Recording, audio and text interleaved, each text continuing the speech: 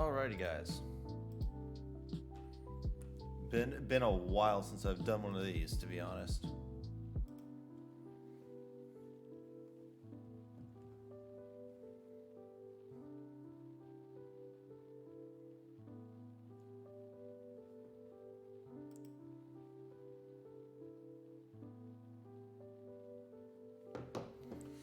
What's up, everyone? How we doing?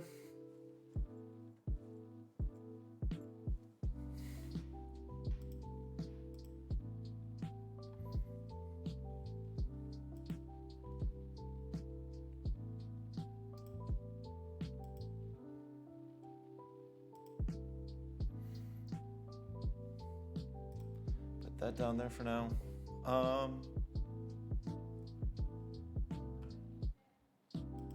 Okay.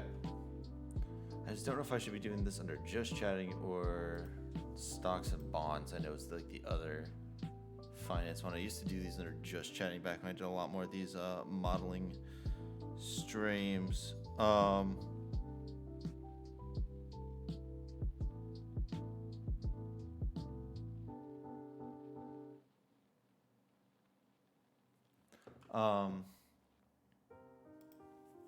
But today we're pretty much going to be going in modeling out Roblox, the Metaverse company, the gaming company that I'm sure some of you are probably familiar with.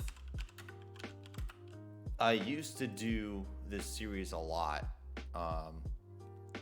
and there are some that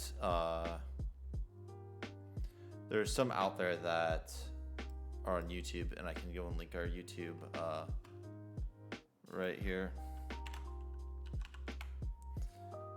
So if you want to go and find some of those old videos, you can. A lot of this will be cut up and put onto YouTube in kind of an episodic, parts-based manner, so that you'll go and be able to watch part one, which will be income statement, revenue builds, and all of that. And then parts that are the balance sheet, parts that are the parts that are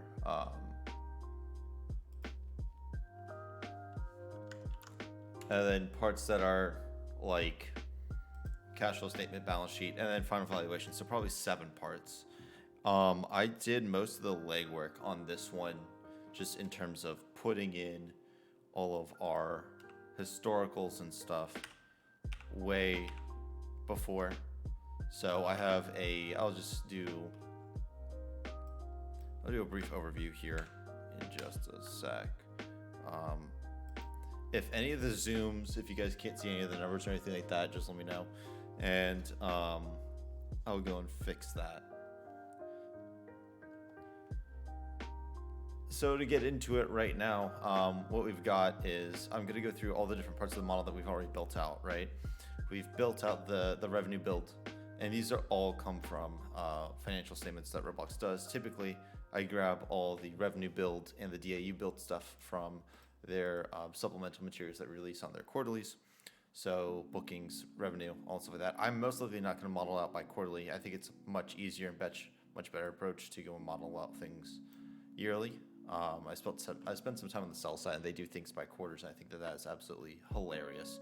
But yeah, all of these numbers are found in the supplemental materials that Roblox goes and gives out. We have a thing for our DAU page. I won't be modeling out a lot of this because some of it doesn't matter too much. I mean, I may go and do DAUs by age. We're going to be doing DAUs by region.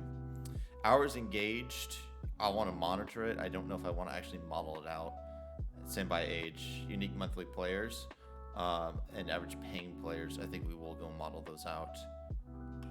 But overall, I think some of these are irrelevant to how you want to go and think about the story of Roblox. And for those that don't know about Roblox, video games company allows users to go and make and build their own video games and monetize them. Becoming very popular with the Metaverse. So turn off grid lines. Income statement, balance sheet, and cash flow statement, all here. Again, all the run-of-the-mill stuff. I won't be touching the quarterlies for modeling out purposes. I never model out quarterlies, really. I kind of just track them, and that's about it. Price target and free cash flow. This is an old version of a free cash flow multiple that I used to do. It's still my template. Probably won't be doing that. Typical IRR DCF. So this is different than your WACC based DCF. The difference here is that you're doing what's known as a base rate. So my IRR is 10%. So I want the investment to yield at least 10%. So using that as my discount rate, how do I get there? And I can go and increase and decrease it by going and saying, okay, I think they have a credit problem. So you add that to 2, then it goes up by 2 typically. I'll go and add 1 in if it's a foreign-based company, by at least 4 if it's Chinese, just because of some of the risk. And you're starting to see that right now. Year end should be 2021.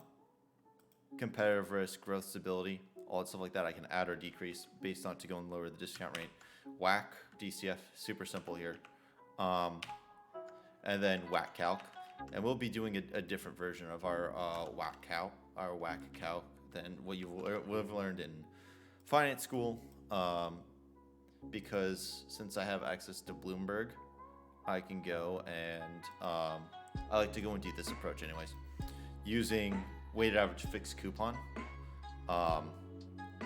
which for Roblox is 3.8%. What's really important about doing this method, and I'll get to it a little bit more when we do it, but if you were to go and put in something like a Comcast, doing your basic WACC method of using a treasury plus some type of risk premium for whatever their corporate spread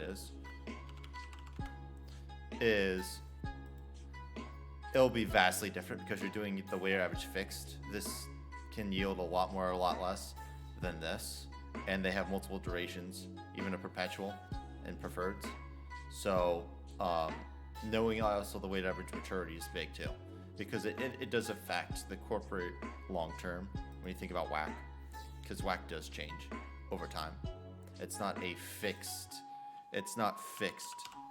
for all companies. It changes dramatically over years.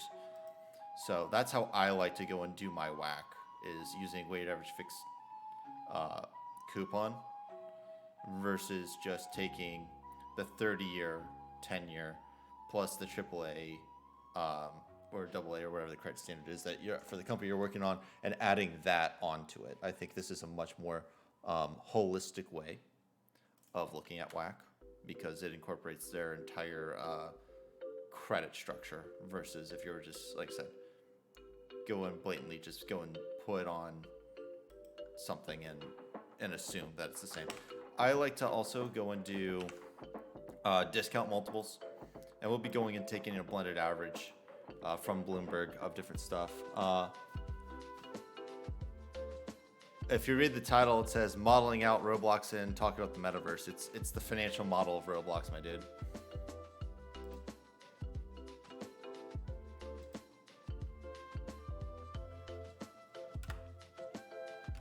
Here, I'll just clear that out. Modeling out Roblox company. How about that? Or financials will be a better term. Sorry, my man.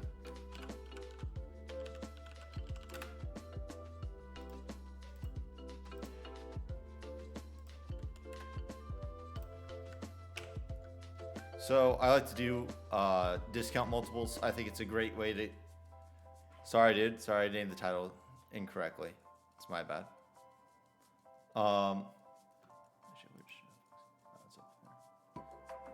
So I like to use discount multiples, which are a great way to go into a gut check, and also for some companies like Roblox, provide a more accurate valuation approach, because Roblox is completely and utterly unprofitable.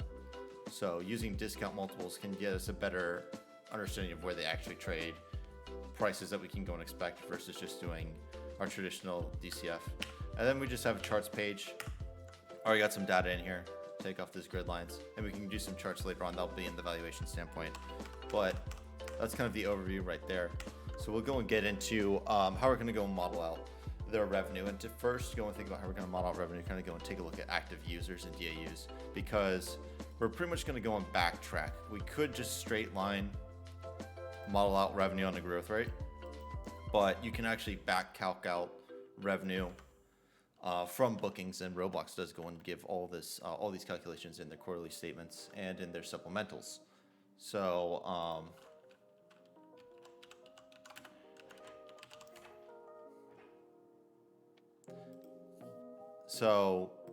we can go in. I'm pretty much going to do bookings, and then use change the deferred revenue and other to go and get our what will essentially be our top line revenue. Also helps us go and estimate bookings a lot better. And how we're basically going to go and do it is take average bookings per DAU, estimate that going forward, and then use that to go and calculate our bookings to revenue, et cetera, et cetera, et cetera. So first we have to go and model out DAUs, because like I said, if we go in here, take our average DAUs for average bookings. Excel, don't glitch on me, please. That divided by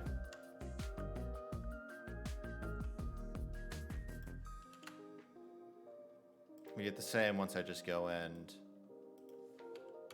I think I gotta go and do it by like 1,000. Yeah, we get the exact same. So once we go and get that, like I said, you can go and get bookings. It's just gonna be going in essentially modeling out DAUs. And once we get DAUs, we can go and estimate what the average bookings per DAUs will be, growth rate there, etc.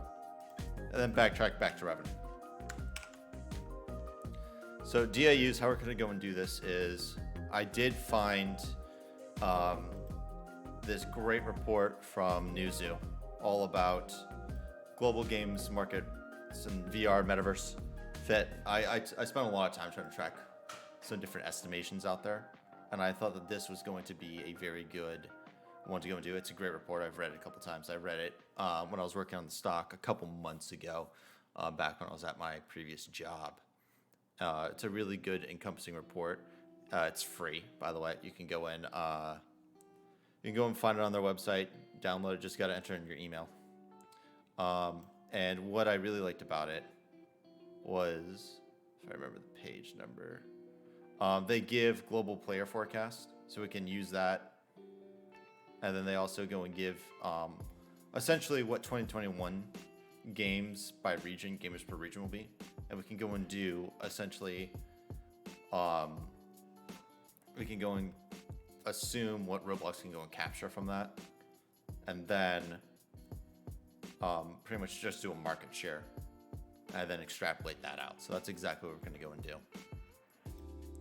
And I'll just ignore my Bloomberg Launchpad in the background. I know most of you also don't have access to Bloomberg, so keep that in mind too. You can do this a lot of different ways, but since I do have access to Bloomberg, I'm going to be using it.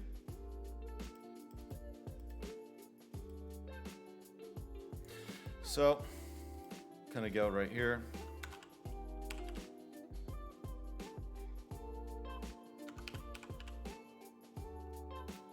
And just put in Newzoo global player estimates.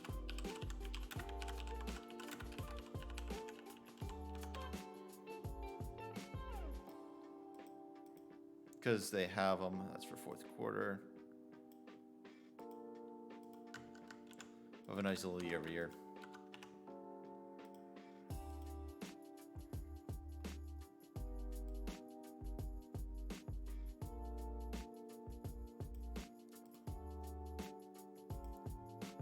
And they're doing in billions, so we're just going to go and do it match to match. So we'll go back to 2018.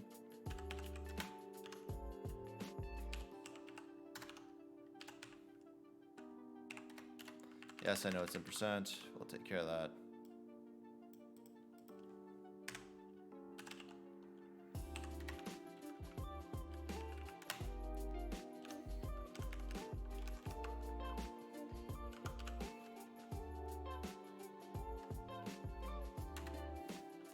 I always mess that one up. So these are going to be global players. So not all of them will be attributed to Roblox. So what we're going to go and do is essentially create a couple tabs that will go and have us go and say, okay, what if they go and get 20%, 30%, 40%? I'll probably do 10, 25, 30 maybe as our bull bear analysis.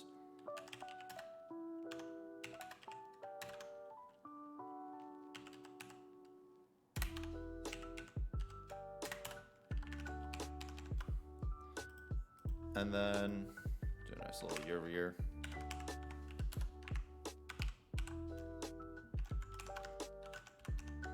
And then we can also extrapolate it out by pretty much have it growing at whatever the average. We're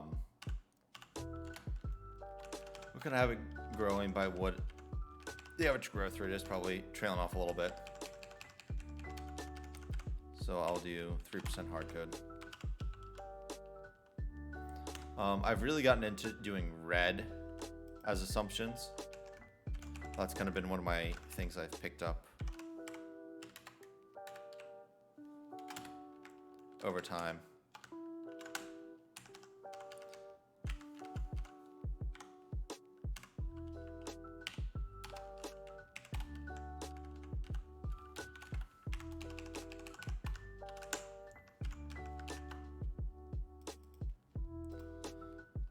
So there we go. We have our approximate global players.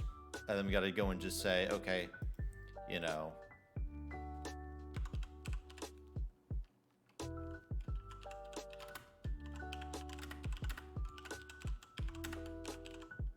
and we're going to go and I could go and do a whole bull bear on this, but I think it may be a little bit easier just to stick with an ending number and do like a Kager analysis on it.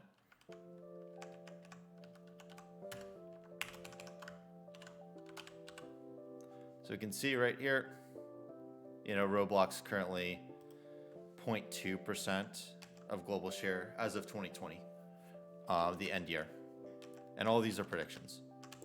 These should all be voltage FC blue.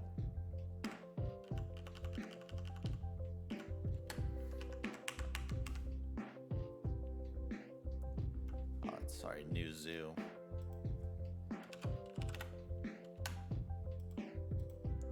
So could they, we'll just go and say this. They'll go and get 10%.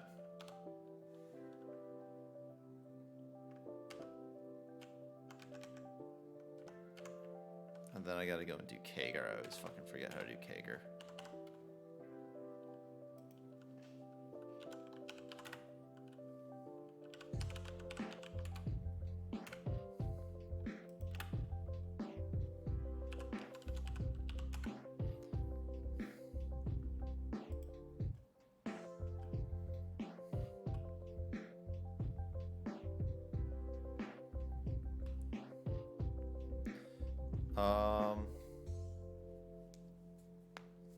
So it's going to be 10 periods. So it's going to be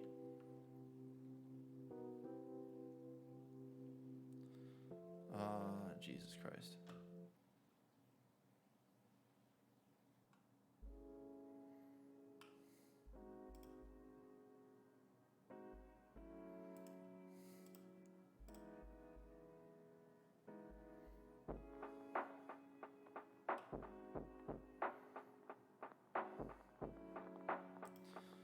Okay, it's going to be our start divided by our end.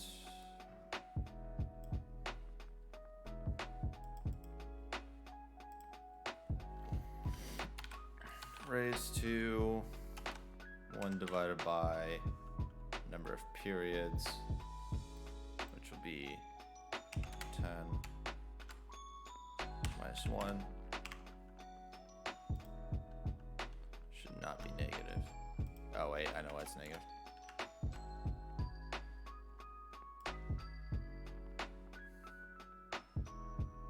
Oh, whoops, I swapped these two around. That's what I did.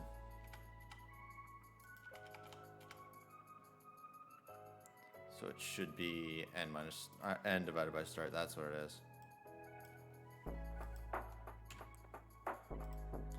-1, so 24% CAGR.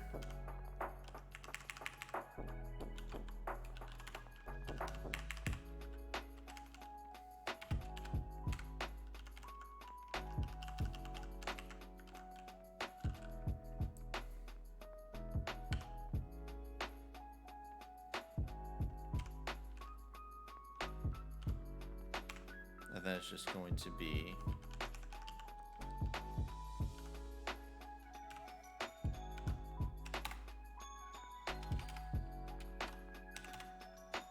times what our growth rate is, which is our CAGR. Always hate when that format's incorrectly. Let's actually lock that down.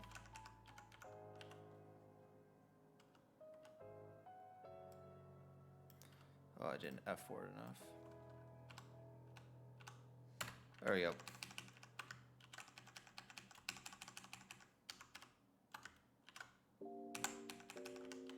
I guess this should have been 11 now that I think about it. There we go. Cool. So now I got share. Then it gets really easy from here. Drag over.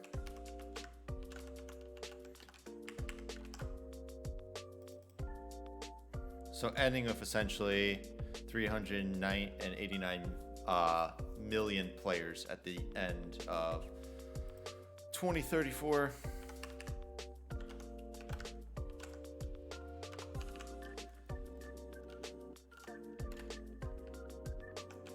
All right, sorry, 2031. So essentially, decent player expansion there. Players by region. Now, I'm going to use the 2021 numbers over here because they had it broken out. So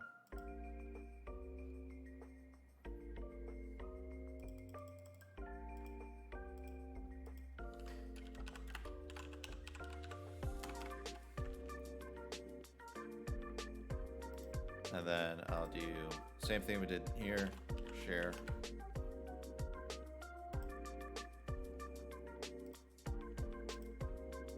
What is it? It's alt 6.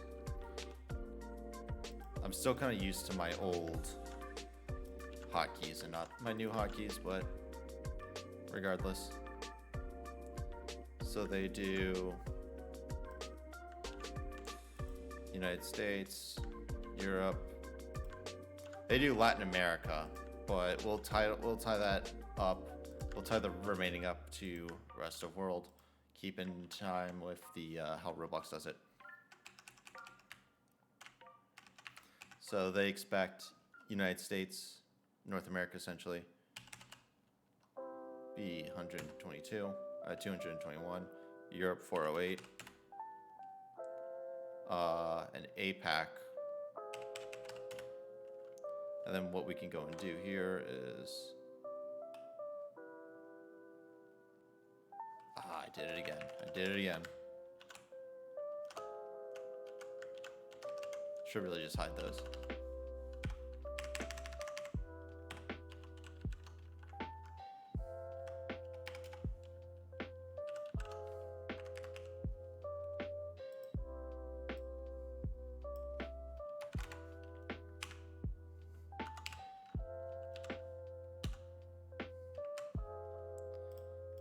Cool. Now we can go and do share.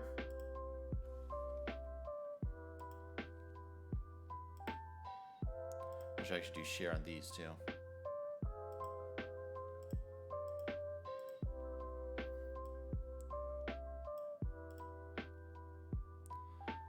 We'll start off by doing what essentially same share for each, and then we'll start extrapolating out what then we'll extrapolate out what we really think. So we're going to go and use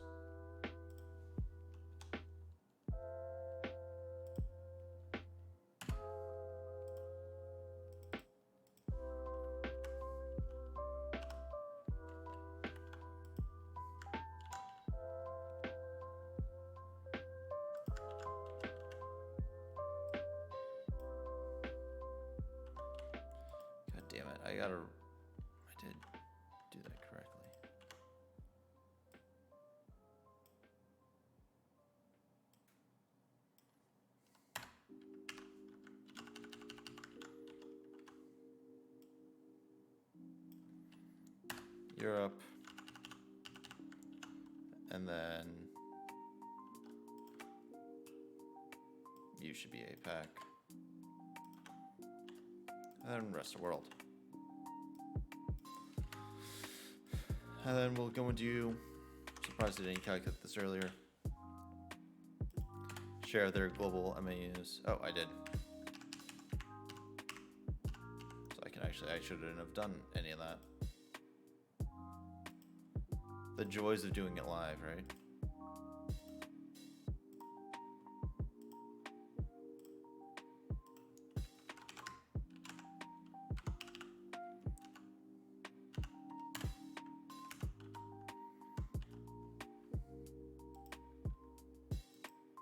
Actually, I've already started to see a problem here.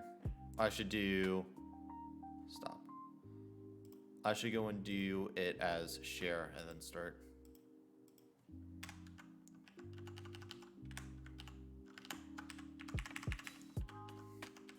And my big thing for this assumption, essentially, is that, oh no, the Cowboy Bebop has been canceled by Netflix. That's sad. I didn't even watch the live action yet.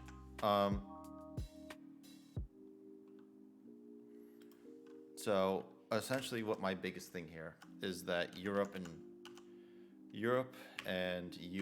North America are gonna pretty much fall dramatically as a share of Roblox users.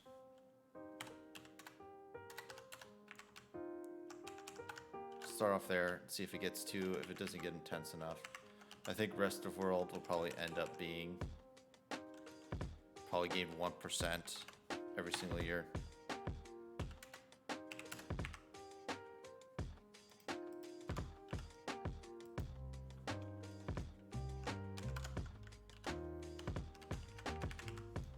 APAC, probably 0.05.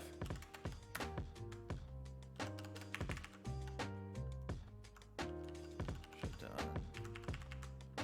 0.05.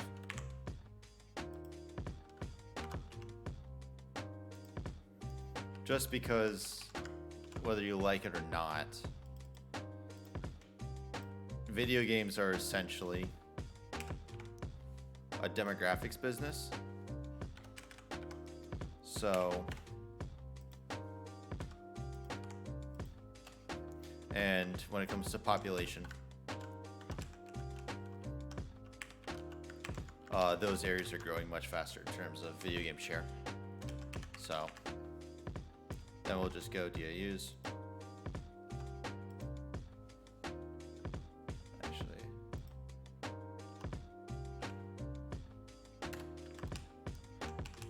Then we'll go and get our own numbers.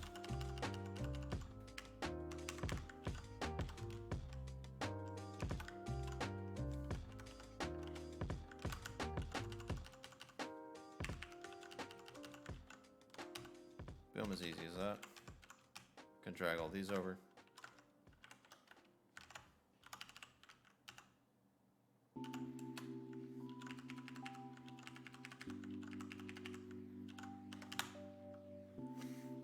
And there we have it.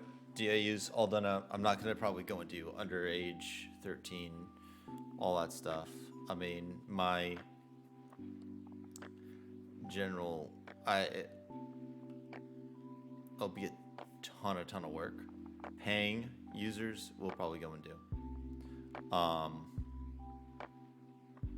Because my bet is, and I'm gonna start off by simply doing whatever the newest quarter is.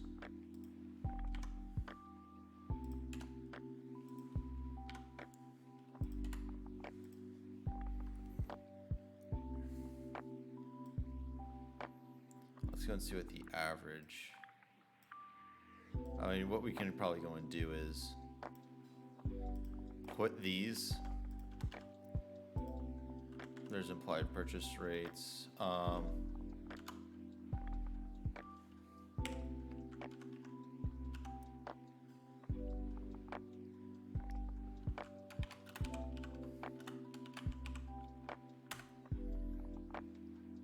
Do the same down here. Just put these as percent of DAUs. And then kind of judge it out from there. And this is sometimes when using quarters is easier because we get a better trend rate, right? We can see it's more in the 25-ish%.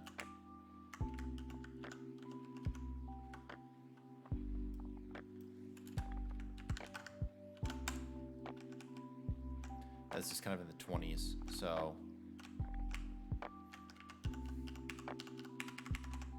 what we'll go and do is still do our percent of DAUs.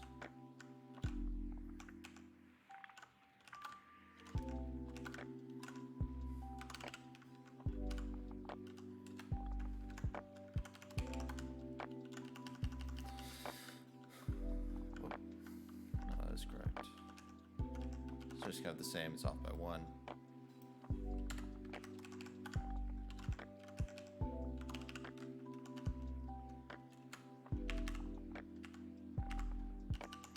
And probably expand this out a little bit. Maybe it grows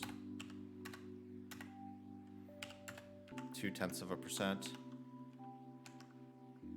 which for paying users is pretty decent for something so young. I mean, it'll probably grow faster. Now I think about it, probably bump it up to 0.05. And maybe we'll just stick with that for these. And then you're essentially reverse engineering all off of our DAU calc.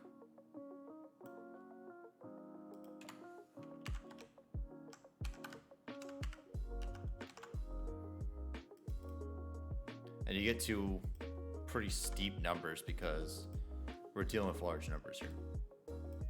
I mean,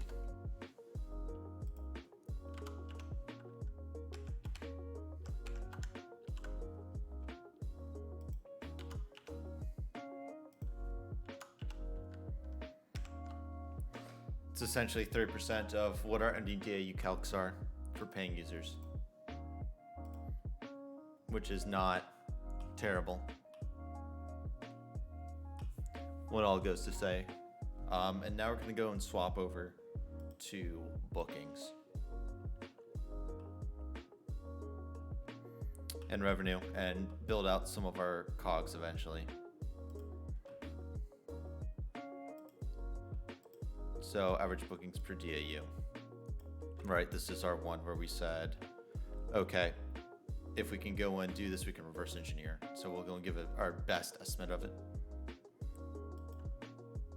You know, can they get to essentially what peak cable bundle was of around $80? Perhaps.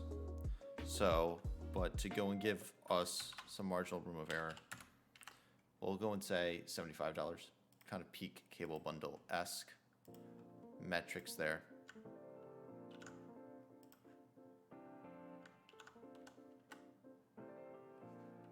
So a 2% pricing CAGR, which is somewhat similar to what cable has. Could it be more aggressive? Perhaps.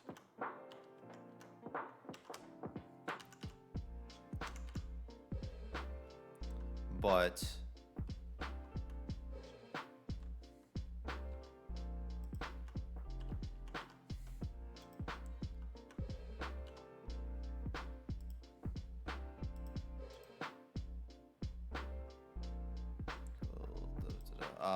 come on, well, remember how you go and do these calculations. Sensor growth rate. No, it is.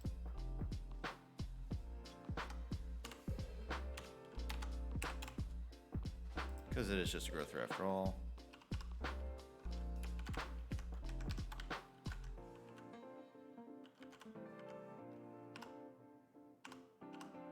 Block A, not 98, not 93.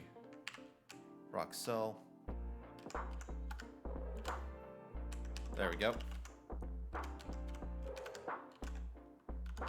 And it's pretty much going to be steady 2% rise. Now, Monthly, we just do it divided by. We do it divided by 12 essentially.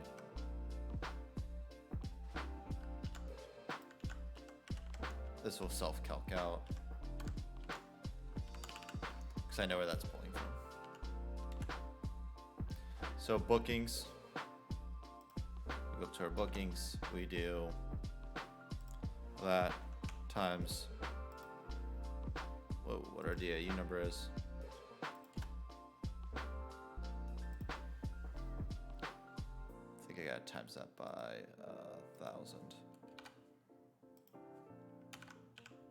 Just get everything to match. I did 100, not 1,000. There we go. And there we go. We got bookings.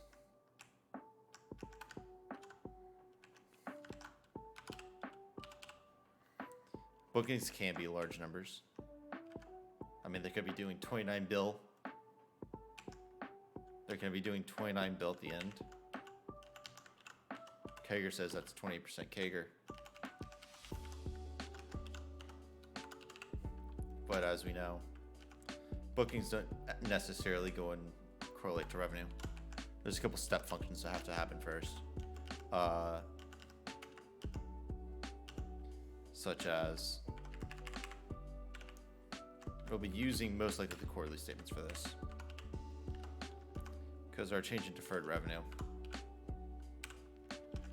we're going to try and roughly model it out. And the average has been about 36% over the quarters. So we'll go and use that as our baseline number to go and get our change in deferred rev. I mean, doing this is going to be like 6 half a dozen. Because I could have gone and estimated rev out, then do it based off of revenue, etc. But this way's kind of be pretty clean, pretty quick, easy, simple, which is eventually kind of what we want to go and have happen. And then, because then our main driver essentially is,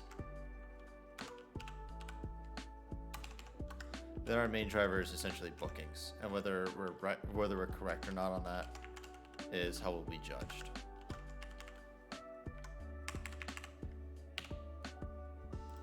I could probably trail this off too.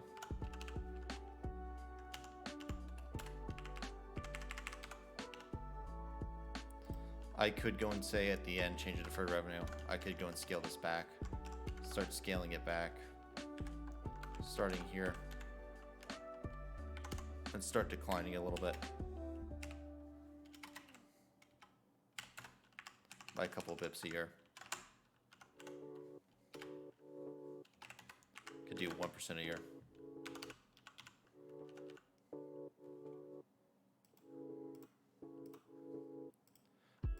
Our other, this one, Roblox kind of doesn't disclose too much, and if someone does know and wants to go and tell me in the chat or in the comments, go ahead. I couldn't find a whole lot, so that's just me.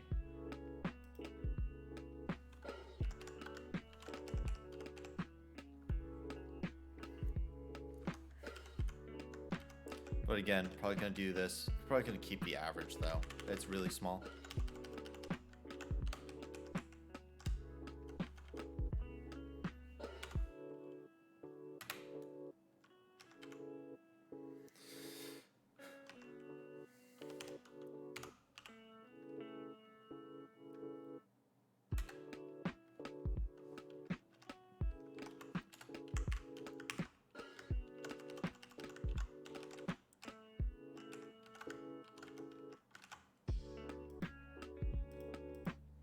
Same process here as when we did our deferred revenue.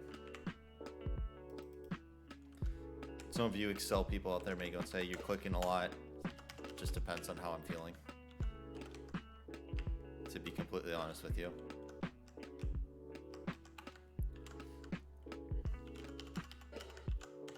And the whole goal of this is really not for me to be too accurate. It's more to go and give you guys a nice knowledge base, a nice kind of how-to guide. And we're just going to carry over this formula because that's essentially where we're calculating our revenue. The green means that it comes from another sheet, which is their combined revenue. So you essentially have carry through. So I should probably go and put here a nice little row that says percent of book. That we can go and see what our exact kind of transfer rate is. It's mostly kind of come based on what deferred revenue is.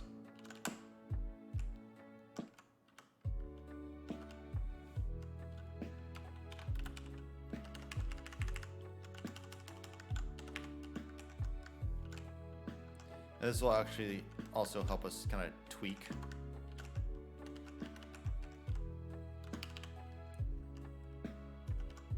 if we so desire to. Right, we could go and see, comes up as change in deferred revenue as a percent of bookings comes down. They become more highly correlated.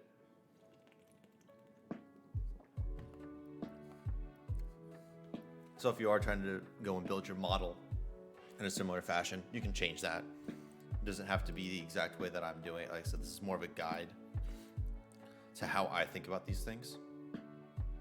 And a process, you can do it a completely different way. When I had when I had app data at my disposal, I was using a lot of app data to go and decide what those DAUs were, to go and extrapolate what the current level is and then expand that out. I don't have that data anymore.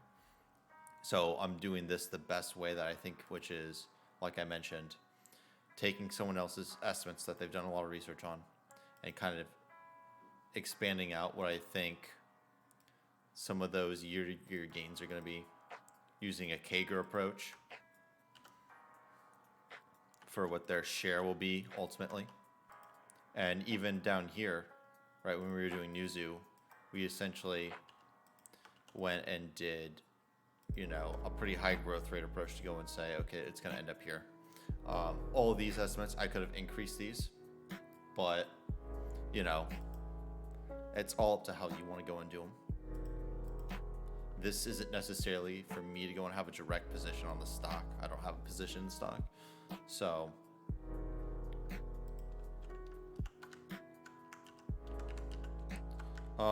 for COGS, they've pretty much stayed at about 25% mark. So I'm fine using an average there, especially since there's not a ton of volatility that's been going on. So I'm fine with that. And this is another thing that some people get a little stingy about is, oh, are you doing your COGS negative or positive depending on how you calculate? It's 6 half a dozen. It's either you're doing it as a plus or a minus function when you're thinking about your rev. So I don't mind having them as negative. Some people do.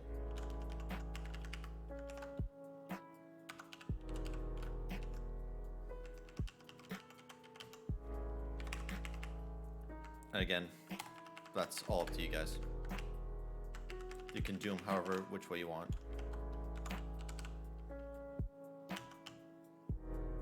I sometimes actually do go back and forth. So.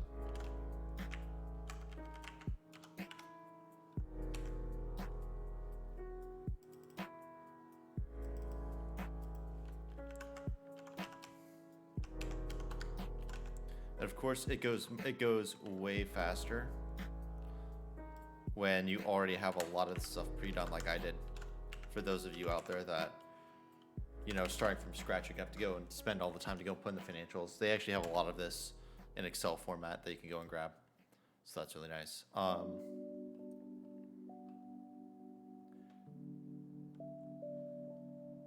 These are probably going to stay the same. And then our revenue by country we can go and do as well.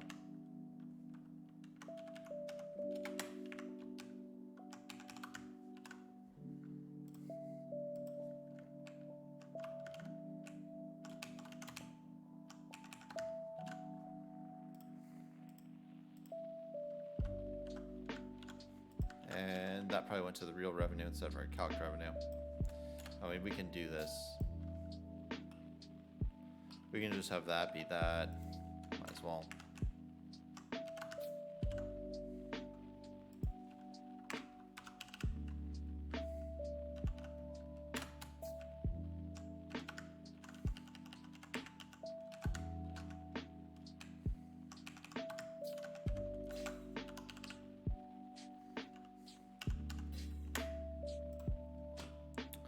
There we go.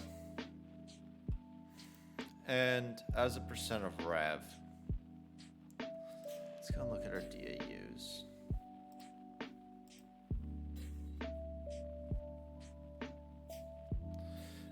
We can safely say this is going to shift a lot based on what we did over here on our DAUs by region, right? That's incredibly safe for us to go and say.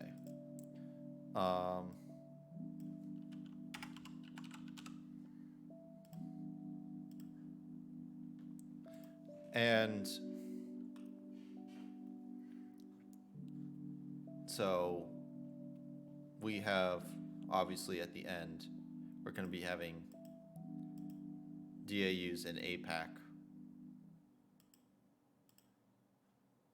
are pretty much in line with North America, rest of the world growing dramatically. So I may go and use percent of DAUs as percent of rev. Same scaling. Kind of same growth rates. And see where that lands us.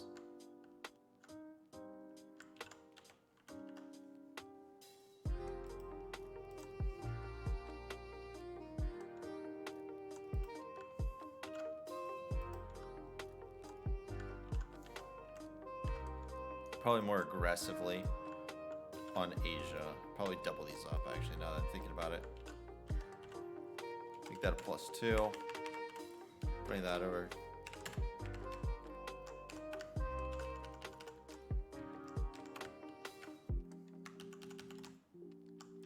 And that means probably America. North America is probably going to need to fall a little bit heavier.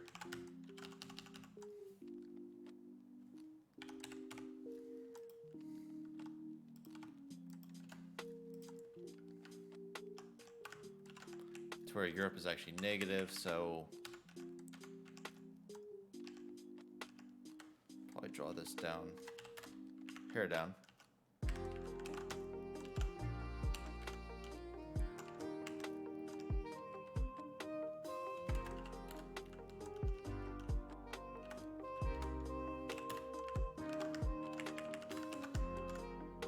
There we go. So then, again, real simple. Revenue times that. Revenue. Oh, geez. Revenue times their percentages.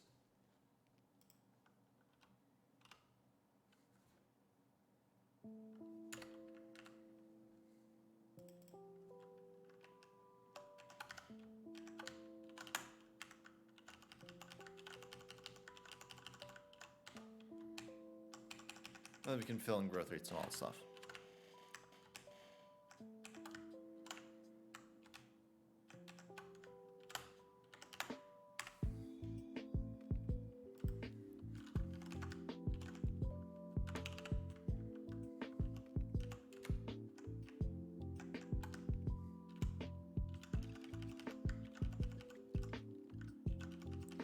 A lot of you will be going and saying, wow, it's a tremendous fade down. But again, we're growing users more than anything else. So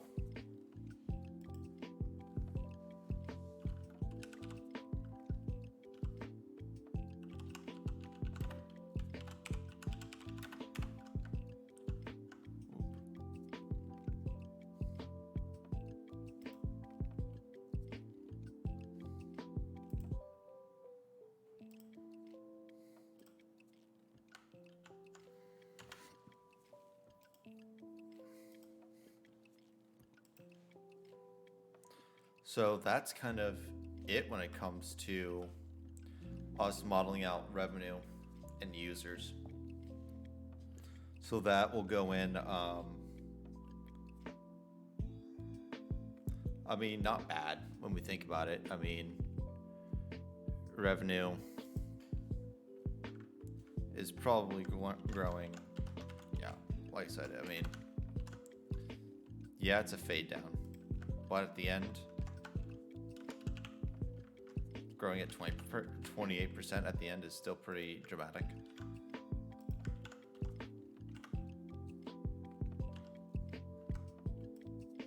Giving us 33% revenue CAGR. So, I mean, whoops.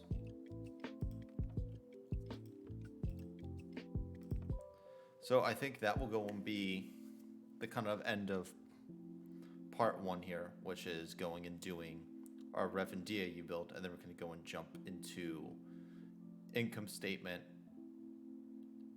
most likely balance sheet and cash flow all in one. If not, that'll be a separate one, and then we'll do all of our valuation methods.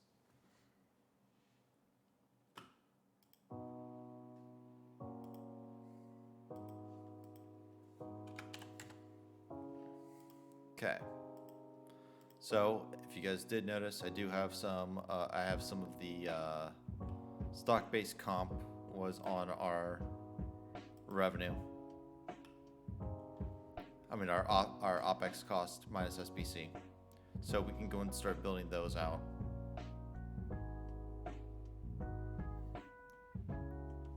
And this is where kind of I go and say I have to go and make some predictions. Like developer and exchange fees. This is essentially the money that Roblox pays out to people for developing games on Roblox. And I'm picking 30%, and it's not just like a number at the hat. This is kind of what we see a lot of splits for creator companies going and doing. YouTube, if you're a live streamer on YouTube, you get 30% of whatever you make on there. Twitch, you go and get a 70-30 split once you become like a super partner. Twitter kind of has the same thing going on, and with their super chats and all that and all their donations. So it is kind of like the industry norm. So I'm gonna go and cap them at that. Realistically, developers could leave if Roblox doesn't increase it, but that's not kind of what we're making here. We're saying it's gonna be kind of fixed standard. Yeah, so there we go. That's a pretty easy one to go and do out.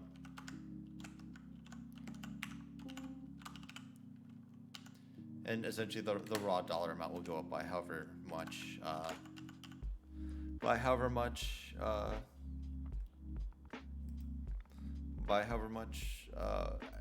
pretty much what revenue is going up by. So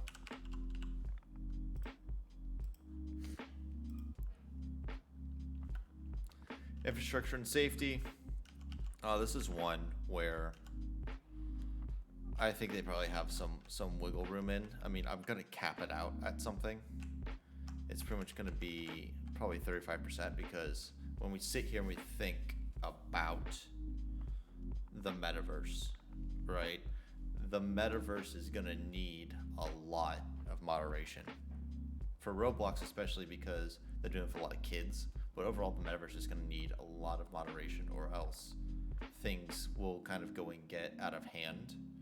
And you want, depending what company you are, you want a safe place for all your people to come and visit, whether that's through Facebook / Meta's Metaverse area, through Zoom, through Fortnite, through whatever metaverse you're talking about. They're gonna need a safe place. So I think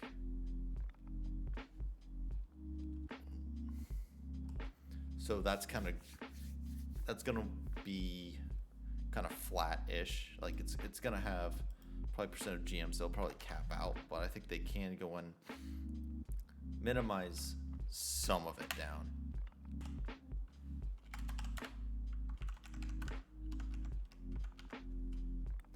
I mean, it's not going to be through AI and stuff like that. They could go and minimize some of it, but it won't be all of it. It will be minimized. I want to do a plus here, not a minus. Come on,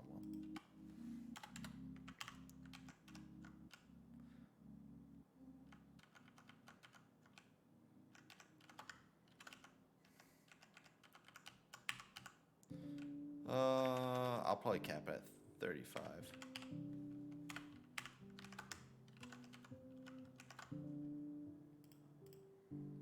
And then, because I did it off of GMs, I'll do the same calc based off of GMs. Right? Let's just drag over. And believe it or not, but this actually, because Roblox doesn't have the most robust income statement on the planet, we're pretty much doing almost all the income statement right now. R&D. This is a good place to go and take the averages. 23%. So we'll go and keep it at 23%. 23% Rev.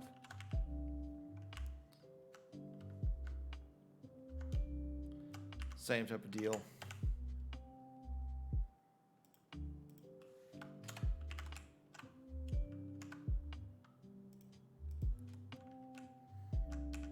It's very funny. I was watching someone stream, Mr. TLXify, that does like Call of Duty Zombies, and someone in their stream that obviously doesn't know anything about what they're talking about, because Mr. TLXify was talking about Activision and stuff like that, and how much the stock has tumbled and all the bad moves that they're making. Someone said, "Oh, like Roblox so much more profitable than Activision," and that is just plainly not true. Activision actually has profits versus Roblox. Actually, we'll be a little bit kinder to them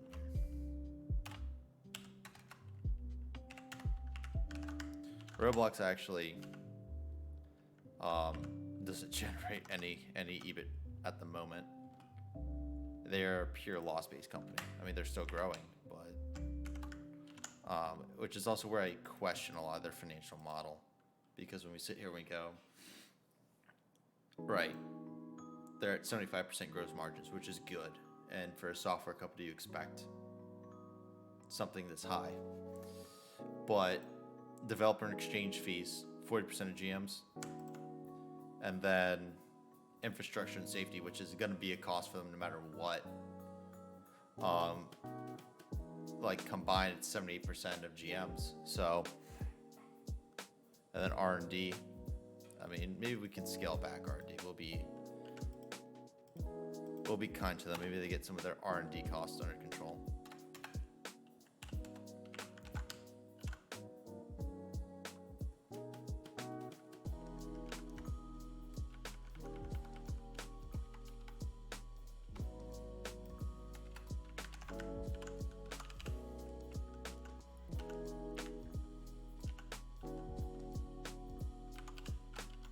But still, they're going to be, it's just their current economic model just does not make sense. And sales and marketing, again, we'll still be a little kind to them and say, okay, maybe they can trim it down a bit over time. How plausible that is, I don't know.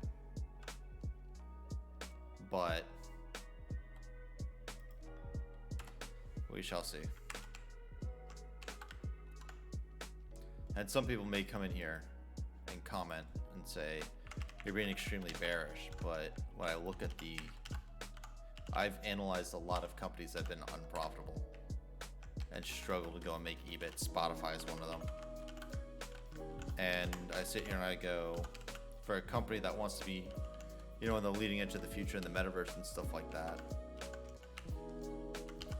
like these two costs, right, are gonna be their biggest cost.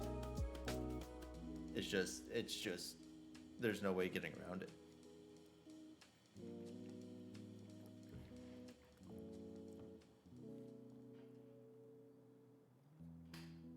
there's just no getting around it. Because like I said, they're going to have to go and keep people safe, especially if they have kids that are under 13 on there. That's going to cost money. It does cost money to develop those tools. So we have all these built out on our income statement. What's really nice is since we did build all those out on our rev, you can just drag over, of course, giving it the old grain because it's coming from another sheet, except on the fill. It's going to be a font.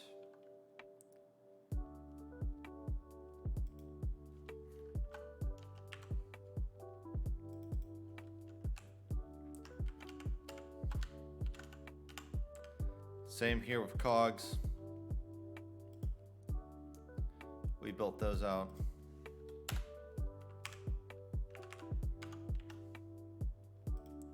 And then gross margins. Sorry, starting to self-calc. Developer exchange fees. Again, we've already done all these.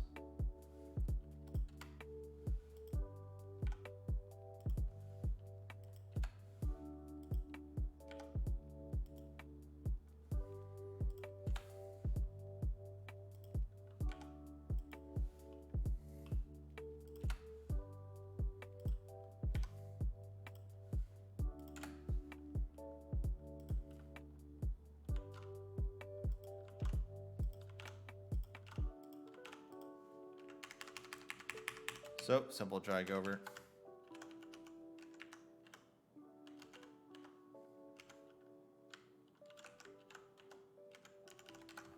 Drag all these over.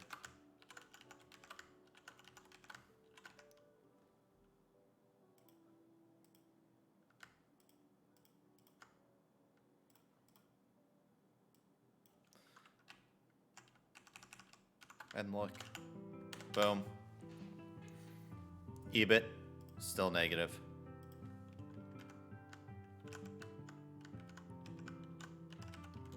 I mean, and I'm like, first glance, I'm being pretty darn kind to them.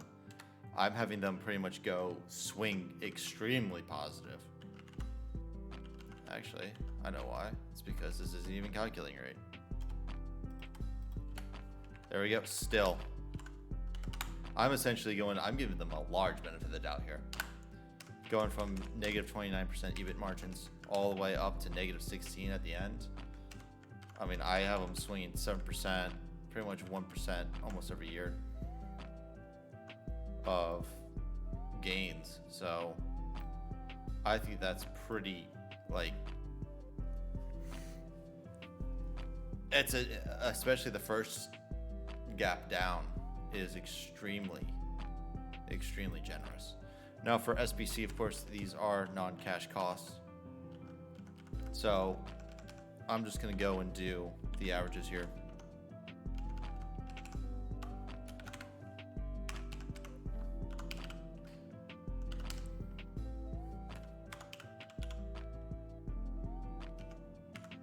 Oh, come on. Alt-H. FC.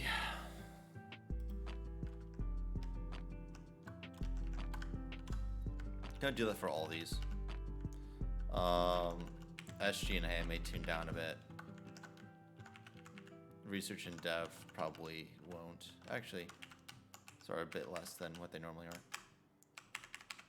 So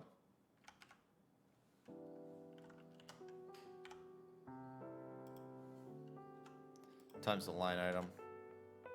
Oh, that's infrastructure and safety. That's right. Dev fees aren't counted for some reason.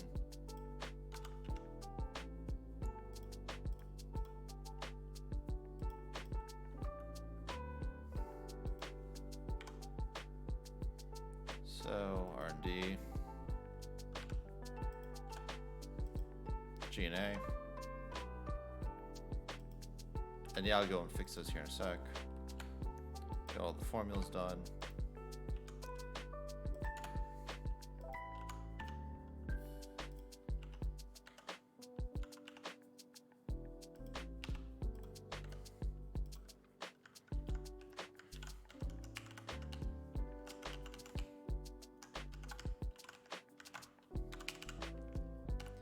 Make sure this fills nice and pretty.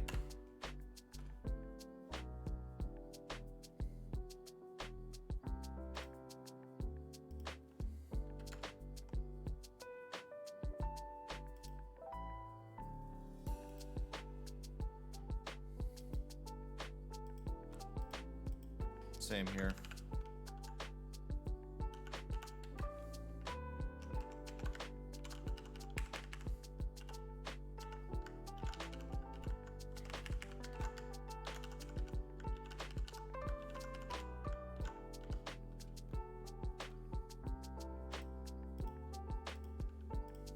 And just drag over. As simple as that.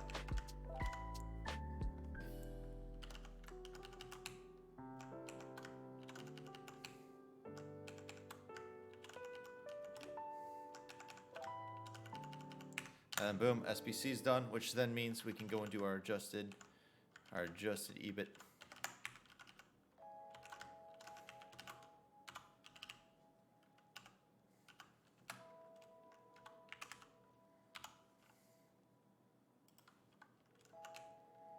Which you can go and see the delta there, which is why you pay attention to things like GAAP and non-GAAP accounting, is for those deltas.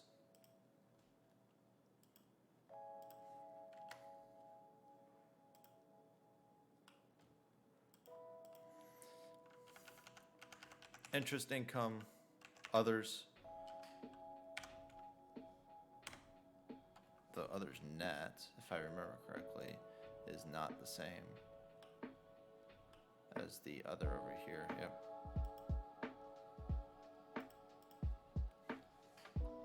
So I'm just not gonna go and do that because I don't have a good way of forecasting that out.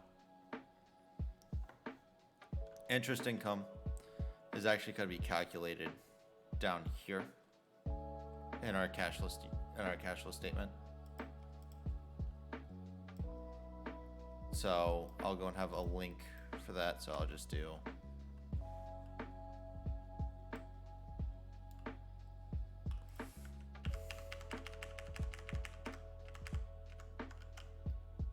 have a link right there, because it's going to end up being an average going back to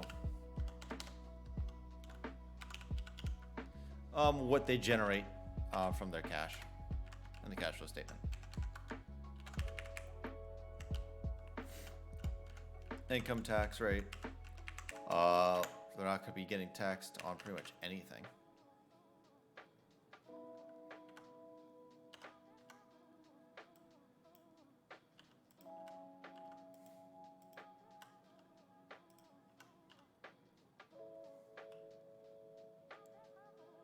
So, but we'll go and keep the US standard of 20%.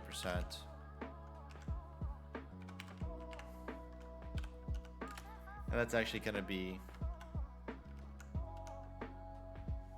for them, it's going to be a minus. They get the tax benefit when it's negative.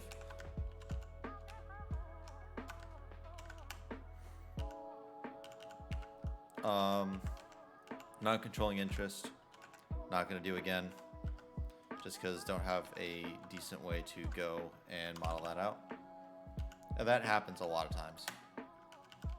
You have line items that you don't have a good way of modeling out, so you just don't do them sometimes. You don't have to be exactly accurate. Your model is always a kind of check for what you believe the stock is doing. Oh wait, I know why that's that. So shares, I don't think they're gonna really do anything with their share balance in the coming years. They may add some at some point in time, but at the moment, yeah.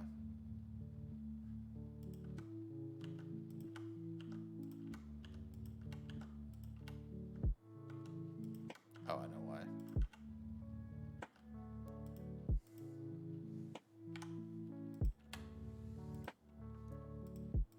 Because that's that. So it'll be, this is going to be issuance minus repurchase. Is that the right? Nope, there we go. Oh. Plus, of course, beginning balance. So I throw that up there. Boom. Balances it foots. For some stocks, I do think, for some names like Adobe, I do model out what they're going to win or what they're going to go and buy back or not when it comes to shares. Okay, that actually didn't take a whole lot of time. So I guess I'll keep all this together with balance sheet and cash flow statement then, which will probably take a lot longer. So we'll move on then. Balance sheet, cash flow, most of this stuff can be done through their working capital, which is the majority of what their short-term assets and short-term liabilities are. And I've already gone ahead and done things like what they're gonna put all those down here, and it's just kind of backwards engineering a lot of it. So like this is going to be, what's it? So like this is just percent of gross margin. So I typically do it so that it's whatever last year was, unless I have a strong knowledge on a particular item or strong take on a particular item. So it could be something like, if it's a retail company, which I don't cover, like deferred portion of rev, I'm probably actually going to go and do average. I'll probably, now that I think about it, go back to the dev fees too, although those seem kind of flat.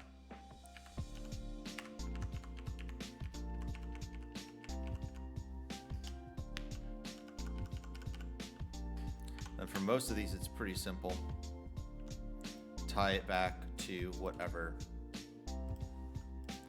the line item that's kind of attached to is.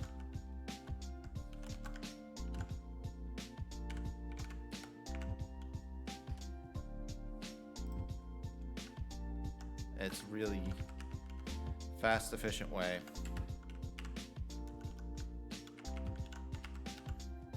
Really fast, efficient way to go and do the majority of your balance sheet.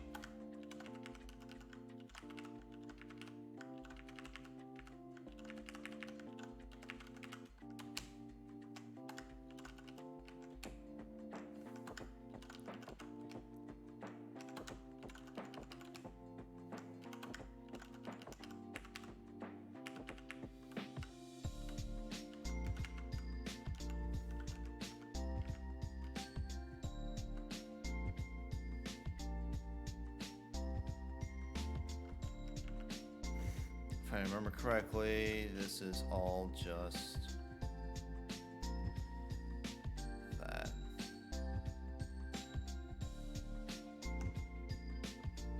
I'm trying to remember though, I have a model with this in it.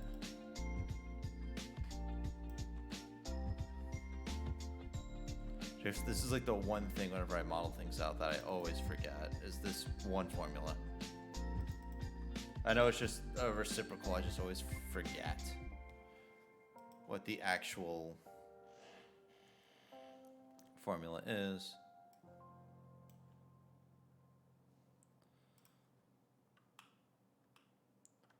Let's get down to, aha.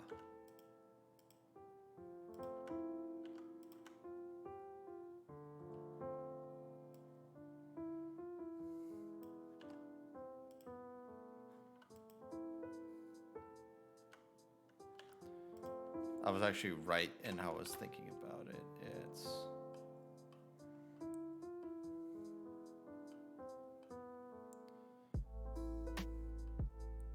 gross margin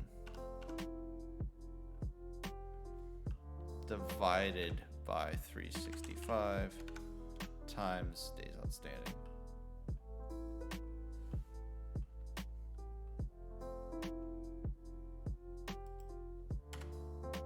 Why is my Excel doing that? Excel, stop, please.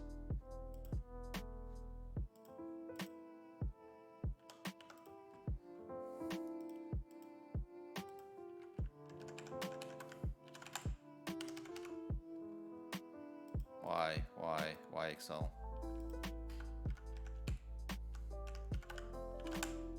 Maybe it's my Bloomberg Launchpad. So I do not want that there for most. It's only for a couple things. Anyway, I can't go and turn off my Launchpad.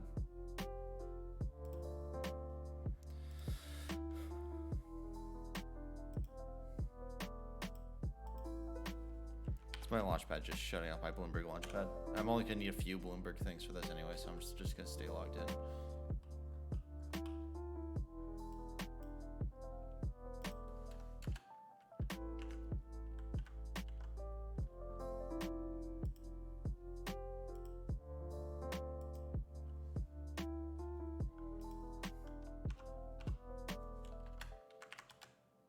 Oh, that seemed to have done it, actually. No. Instant Bloomberg, please go away.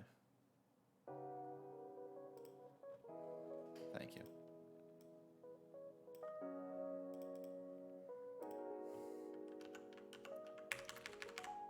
So same thing here. Actually, not the same thing here. I know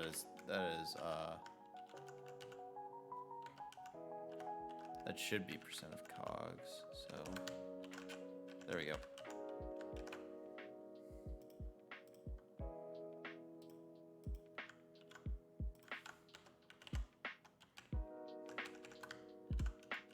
And our working capital is starting to develop.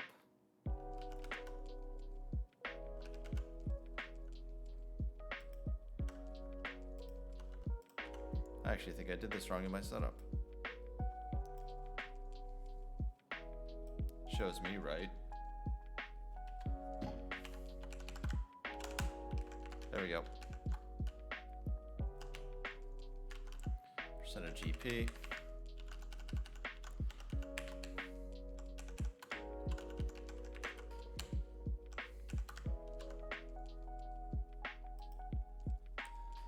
This way you guys can see a little bit better. And if you do need me to zoom in or anything like that, please tell me in the chat.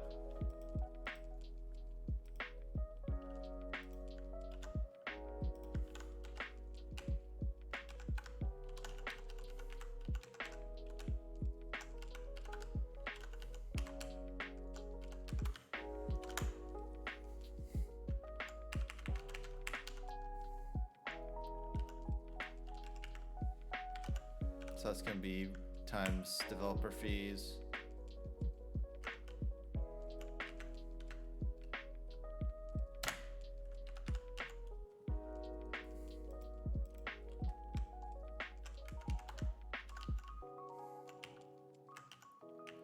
Percentage GP.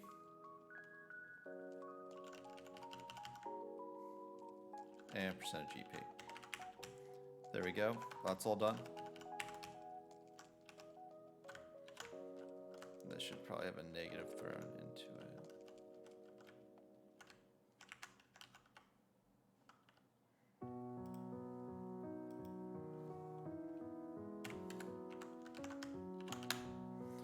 Okay, now that those are all done,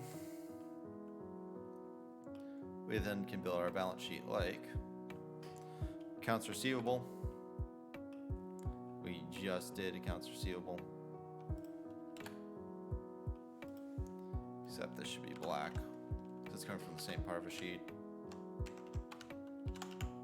Boom, short-term investments, don't have anything for that. Prepaid expenses. Once again, down to our working cap. Prepaid expenses, look at that. Deferred cost. Guess what? Already did it.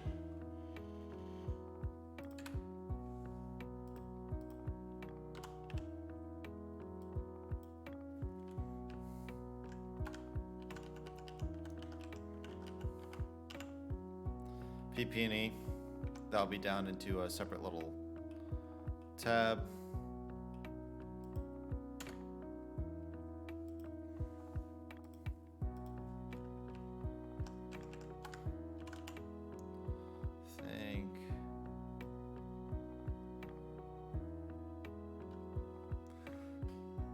Deferred COGS.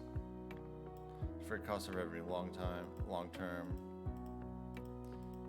Intangible assets. It's another thing that's down here in like a little panel. Something that I took from the modeling class I did in college. Just have all these little panels for things that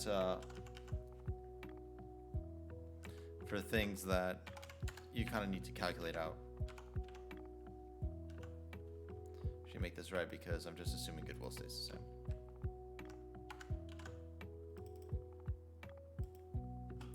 Other assets. Did we do other assets on here? Yeah, we did. And as you can see here, most of our balance sheet has already happened. I mean, just for the sake of this, I'm probably going to go into a plug if it doesn't balance, just because sometimes doing a balance sheet, like,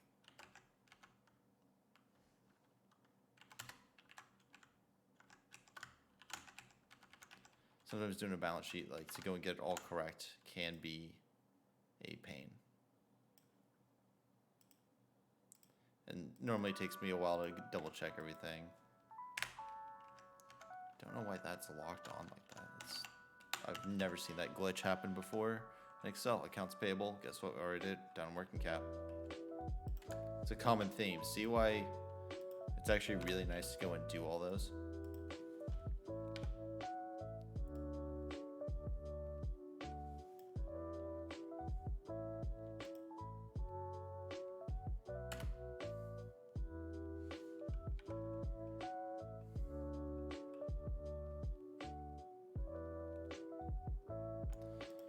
Exchange lib.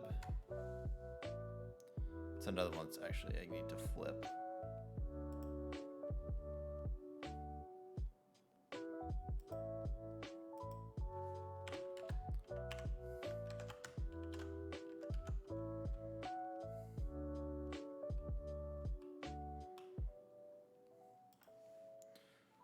Deferred rev, current portion.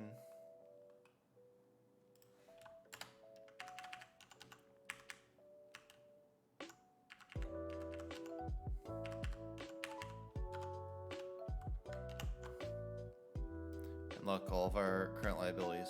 Pretty much done.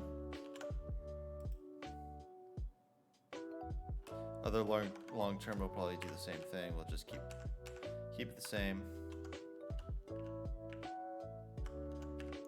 Meaning the only things we need to go and do are deferred rev for both short and long term net. So what I'll probably go and do is actually go and make a panel for each of these. See what percent of rev they are, and extrapolate that out.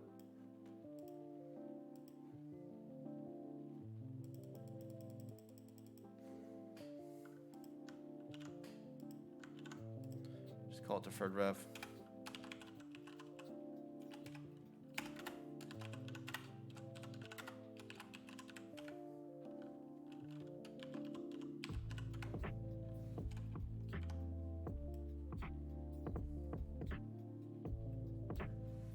Again, sometimes you don't want to mess up how your balance sheet looks.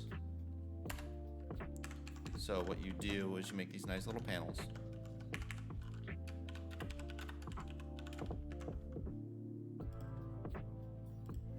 And calculate them somewhere down below.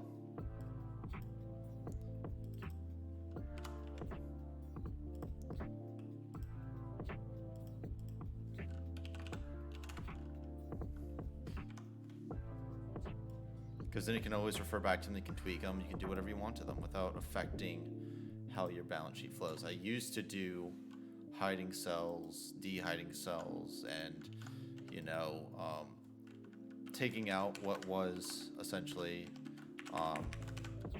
your percentages and stuff like that, and then like going back and updating things was always a pain. So I've really grown to love having panels because they do help out tremendously.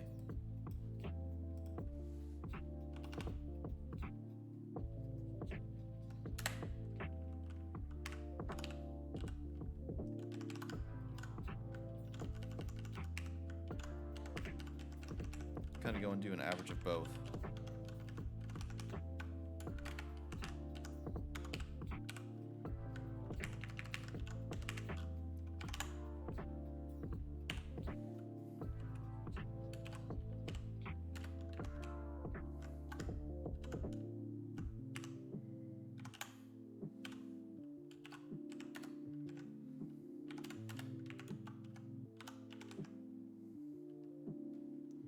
Put that in red. In red, please.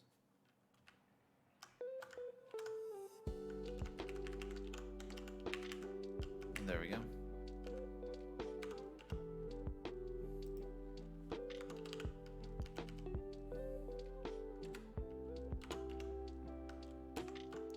And I don't.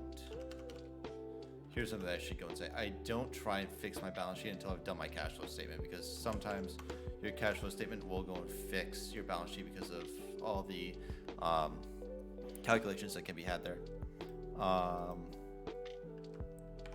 All this I'm probably going to leave in, except for additional paid in cap will be our retained earnings, if I remember correctly.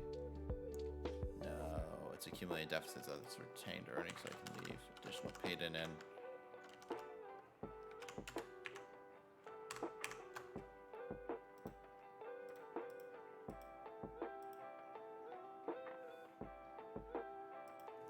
Do a little scratch work here real quick.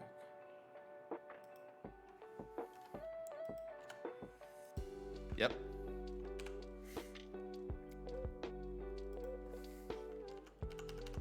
So drag all these across.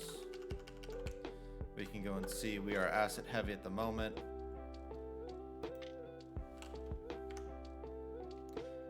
But again, we still haven't done some calculations for things like cash.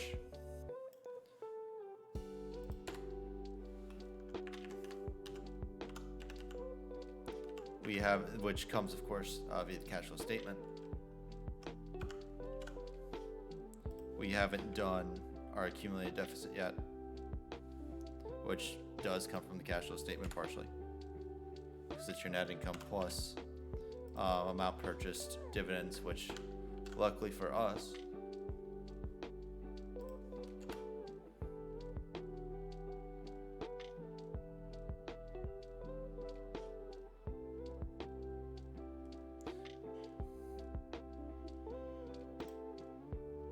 stream lagging.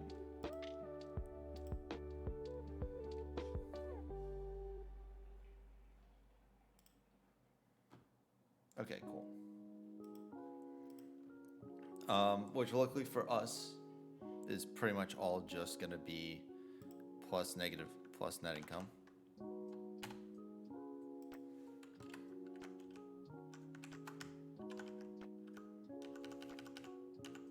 And we're still a little asset heavy, but we can tweak that later.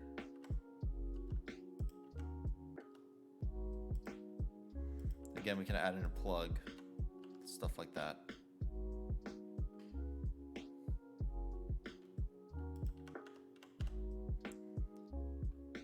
But very asset heavy.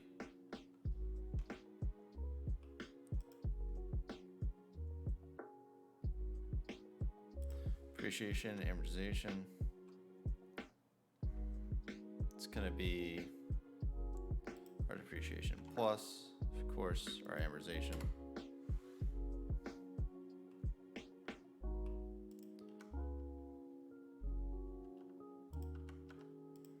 So we'll probably go and keep this same.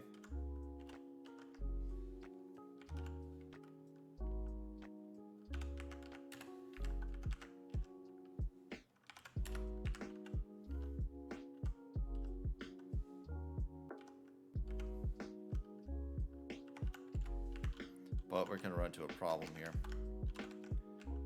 We're pretty much going to write down all of our stuff.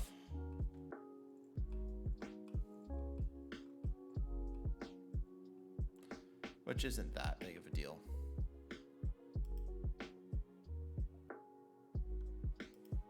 Since we're already asset heavy to begin with, it won't impact it too much. CapEx.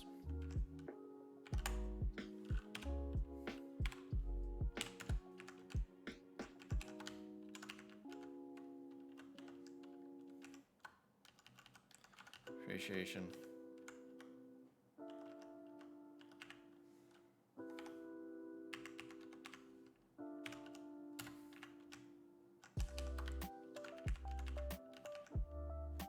I should actually have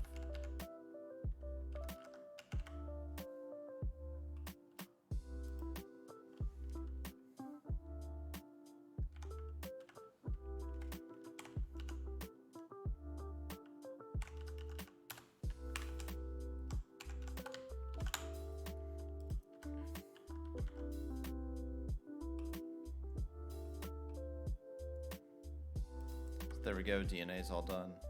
Allowance for doubtful accounts, I'll probably just keep. Same. All of this, we've already done in our working cap.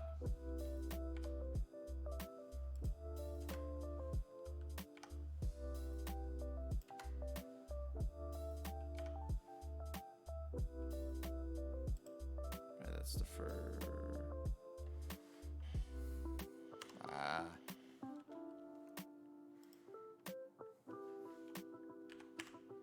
Gotta be a bit more careful here. I can't just go down the line. Stock-based comp expense, we've already done that. SBC, the old SBC.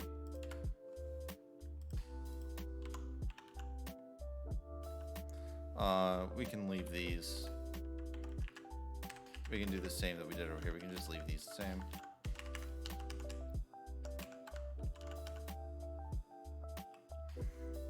And already they're still generating cash.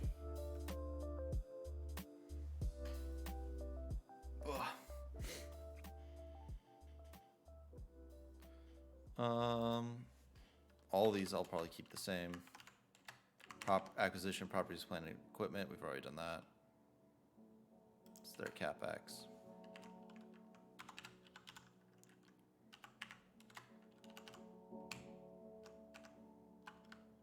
Cash acquired. Purchase of intangible assets. They're actually declining, so it'll be the delta between these two. It'll be, that's actually going to be the opposite. It'll be that minus that. It's not a purchase, it's an outflow. Proceeds from all this stuff, we haven't gone and said that they're going to go and issue any capital as of this moment. That can change depending on how everything's looking. FX will keep the same.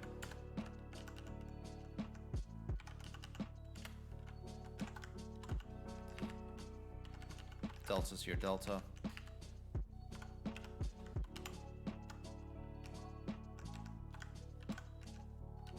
And we do have an issue in that they are creating negative cash flow eventually.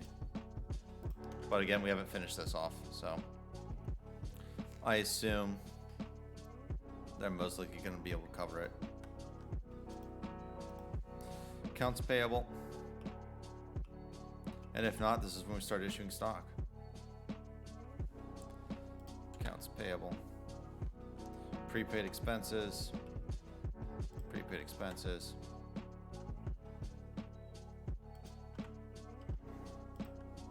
Don't want that. I want it to look like that. There we go.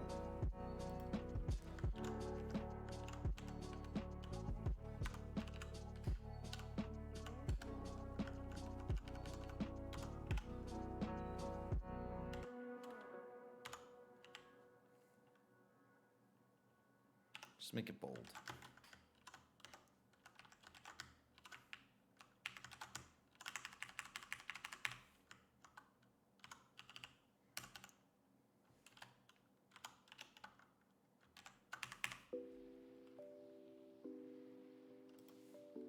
Other assets.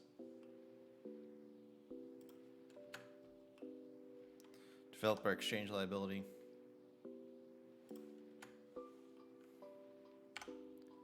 Accrued expenses and liabilities. Other long-term libs. Although this is, I'm calculating this wrong already. It's going to be the delta between them.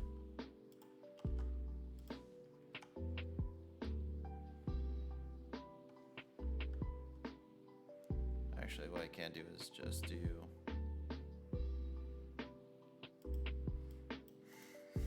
it'll be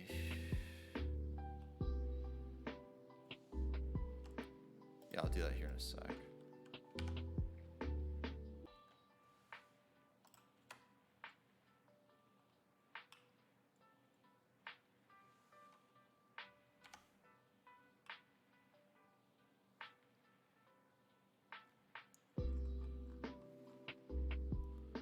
Deferred revenue.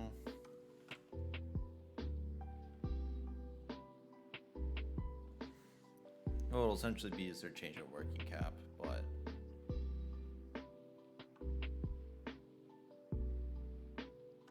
deferred rev, current portion.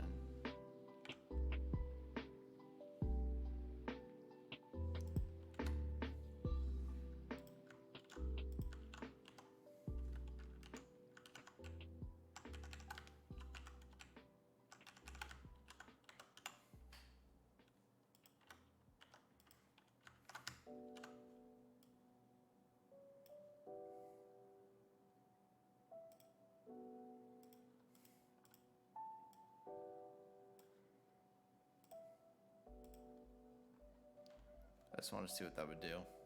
But in reality, it's the delta between the two. So it's going to be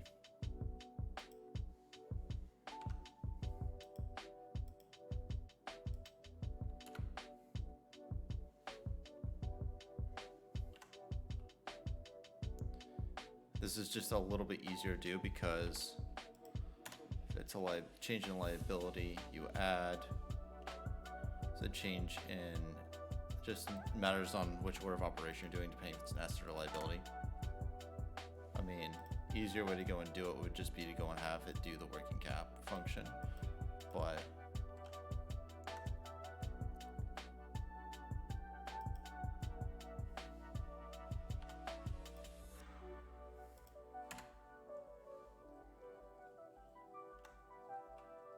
this also just helps me be a little bit more accurate.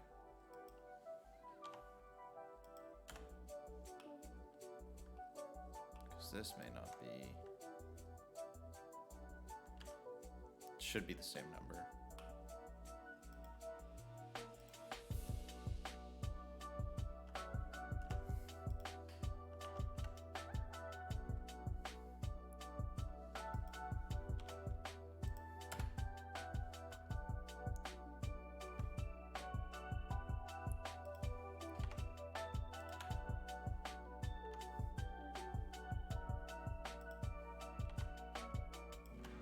Ooh.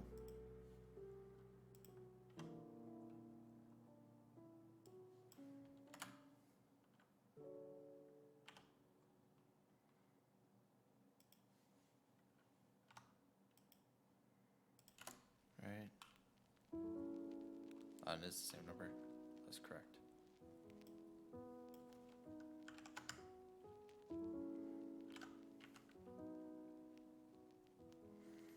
Negative working capital. Essentially large. They're losing cash every month, so every year.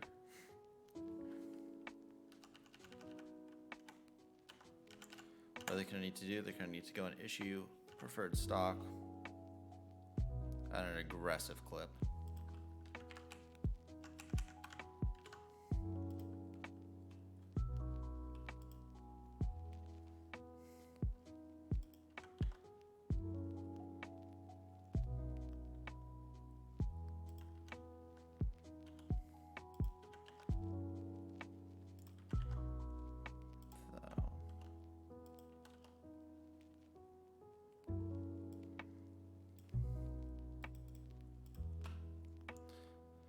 Although it's very funny because when we do our DCF, none of this will actually matter because you're not going to want to go and value this company off of a DCF to begin with.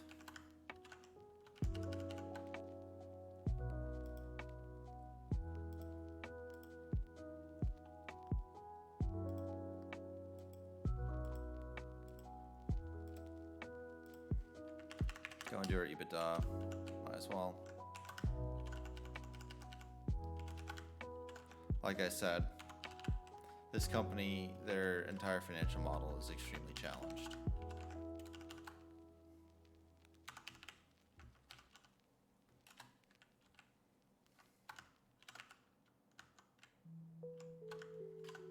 Now, could we go back and tweak some things? Most likely.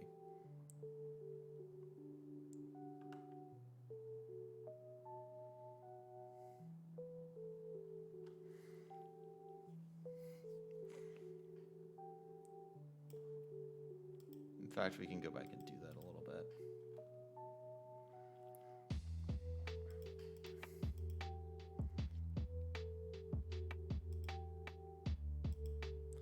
We can go and say, actually,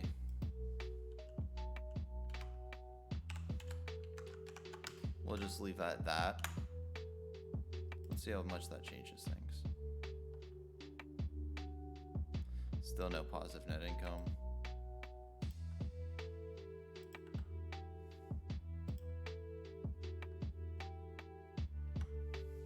Double this for their R&D going down. Triple it, why not? The rest I think are pretty fine. Still negative net income. Reconciliation actually got a little bit better. But they still have this issue of running out of cash.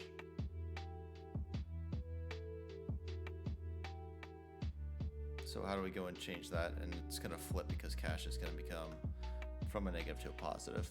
They're going to have to go and issue most likely preferred equity.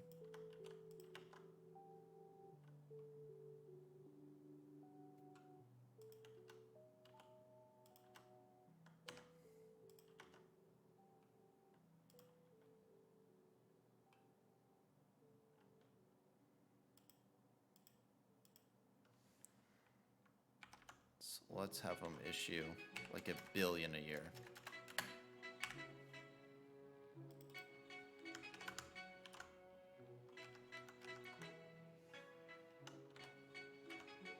That still won't plug it, so $1.5 billion.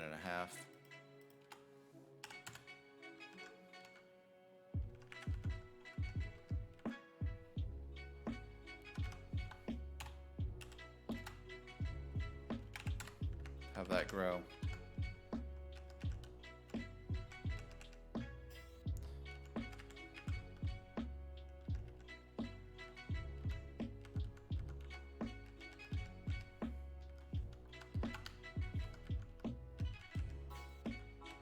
Maybe grow double and tail end.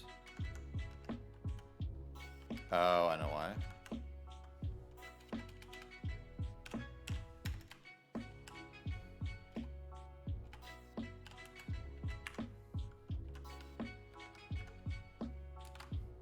Grow that by 5% a year.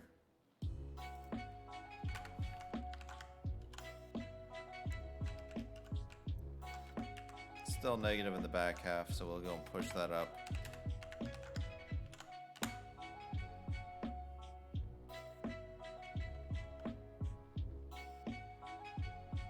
And of course, our convertible stock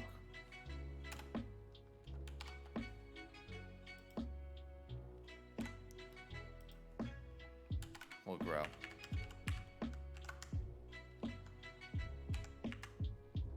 Still extremely asset heavy.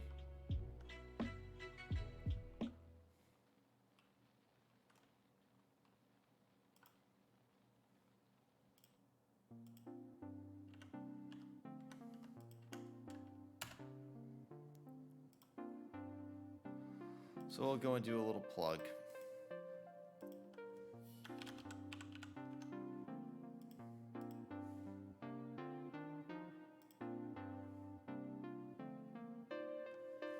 it'll be with additional paid in. So it's going to be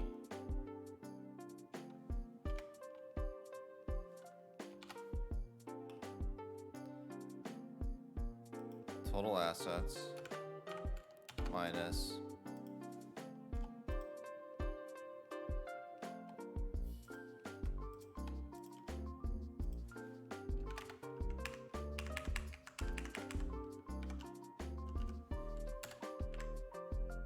and then scroll that over.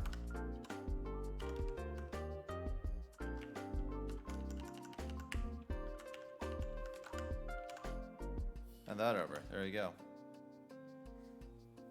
Again, for the sake of all this, I'm not going to go through. I probably made some mistakes in my cash flow statement calculations, all that stuff like that. I'm not going to go back and change it at the moment.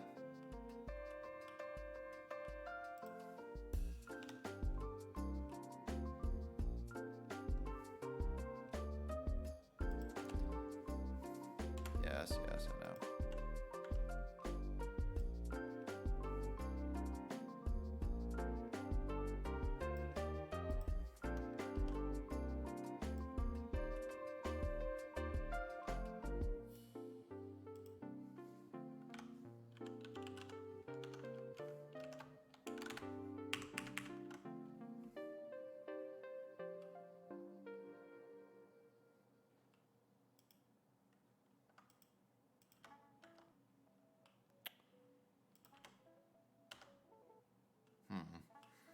I remember how to break the chain on this one.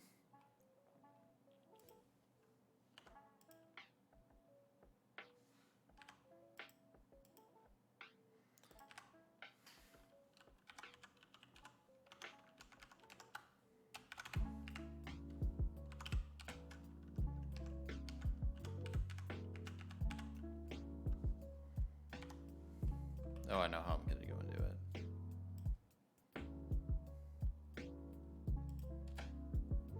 Yes, I know.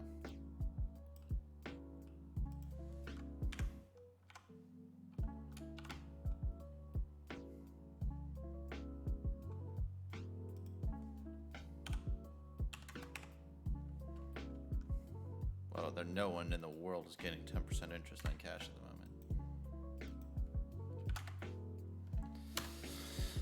Okay.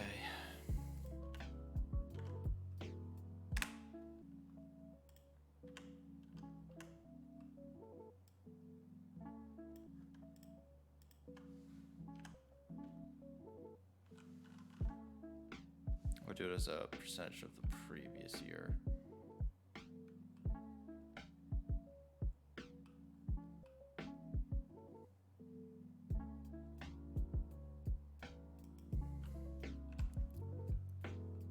And that'll get around all of our problems. Just kind of dev error on me. I'll just call it 1%.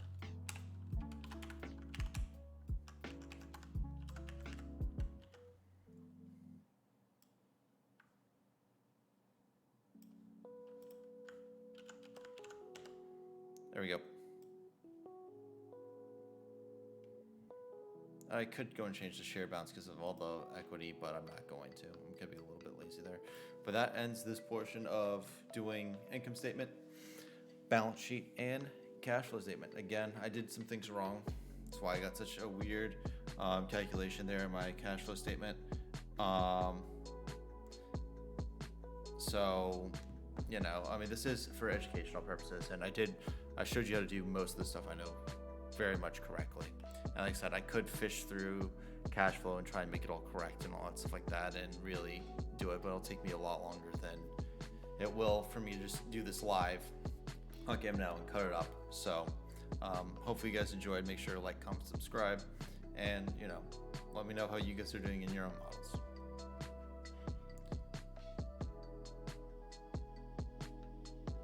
Okay, now we're gonna go and do valuation work. As we said before, our DCF is most likely not going to go and work because At the moment, at least, they're not making any EBITDA. So all this will be negative anyways. We can already see. Right, this is pulling, hopefully, F39 is the correct one on our DCF. And it is. So our IRR DCF is already going and pulling correctly.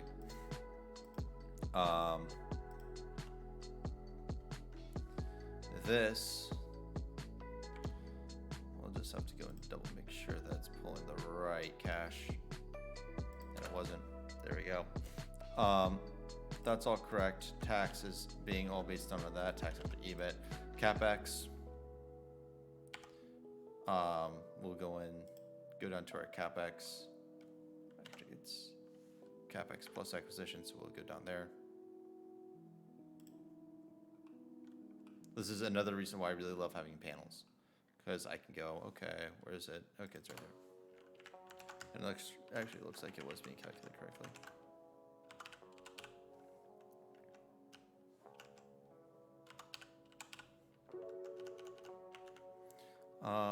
DNA. I'm actually going to do this an easier way and just go from the cash flow statement.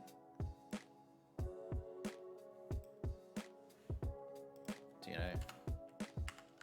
Which delta working cap, I believe, is correct. It's almost like this is my model template that I use for everything.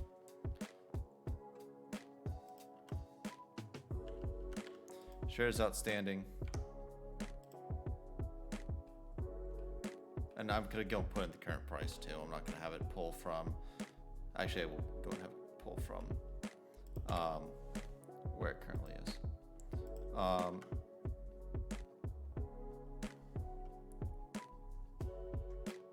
This is for different currencies, so that can be deleted. Current price D8, front page D8. So we'll go over here, Roblox via the Bloomberg, go and see it's 16.3. Back to IRR DCF, get a negative value, of course, because negative EBIT. And if you have negative EBIT, DCFs break, as we can see right here, which is, this is a very good moment. I'm not even going to bother with the sensitivity table, because this goes and kind of shows you, once you have negative EBIT, why DCFs are not the way to go at all. But it's still a good check. And for some of these early stage companies like Roblox, again, and we're being aggressive here, we are taking their EBIT, we're nearly EBIT positive by the end, by being still realistic. And we've really greatly enhanced their EBIT margin, and we even went back and tooled it up even more. So, but again, from an IRR DCF perspective, it's not working. From a WACC DCF perspective, we'll go and do our free cash flow and all that stuff like that, which is calculated down here in our cash flow statement, or should be calculated in our cash flow statement. Let me go in, just pan these over. Negative free cash flow number.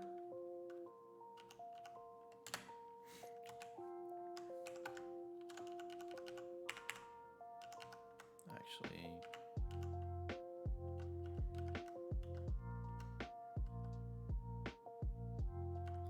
need to change this now that I think about it. You gotta add that value in. There we go.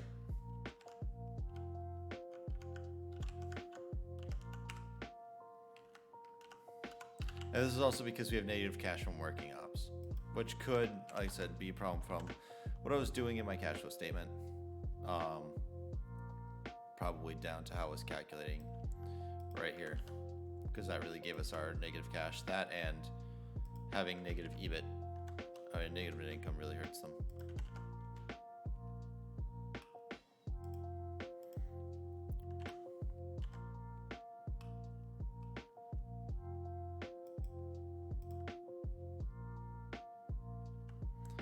Although I could go and ignore all the pluses and minuses. That'll probably change a lot of things, actually. But never mind that. Again, we're going to go and get negative values for our WACC.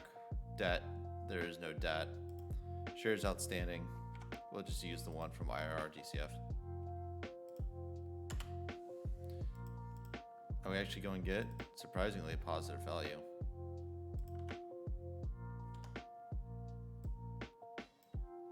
Of $88. No idea what that thing's doing.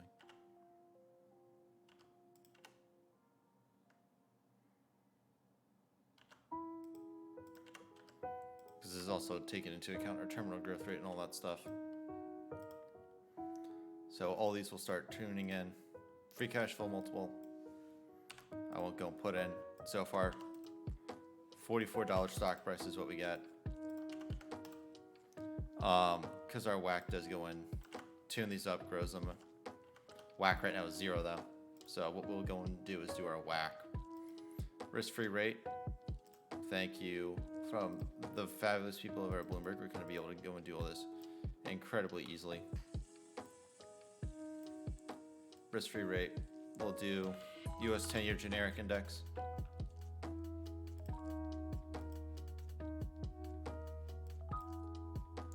So 1.488%. Beta. RBLX. Ticker symbol for Roblox. Equity. BES. And should we go and give us the beta? Ooh, no beta. Or what's the regression function?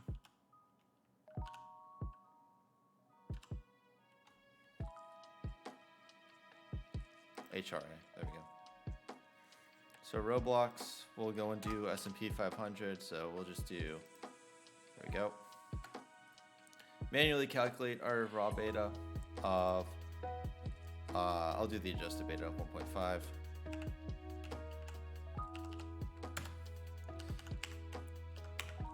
Expected return, I'll up this up to 10%.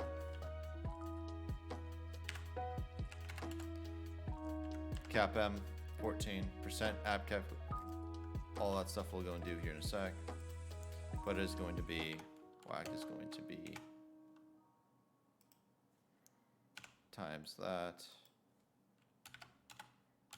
plus cost of debt times the amount of debt in cap structure. So cost of debt, 1 minus your tax rate. Tax rate's gonna be 20.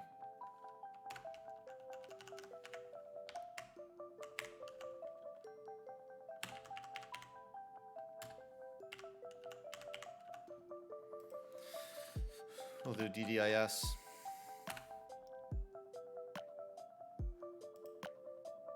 Currently 3.88%. I know it's not that, it's 1 minus. It's your post-tax.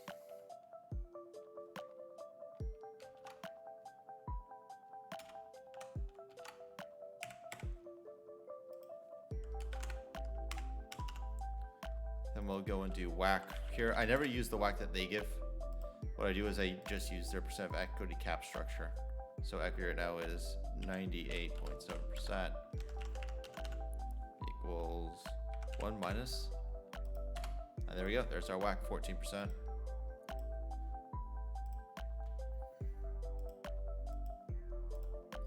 Add in our WACC.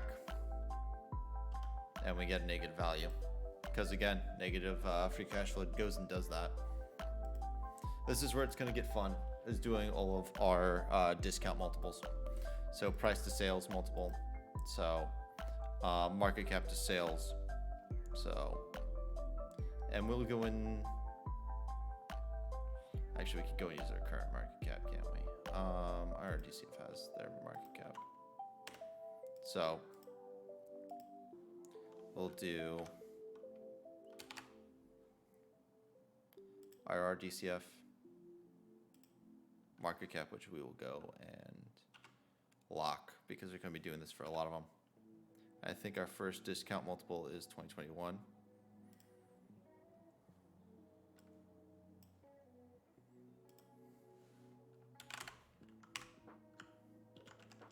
So there's the price to sales multiple for that one at the moment. We'll go and change all this real quick. 2023 should be G.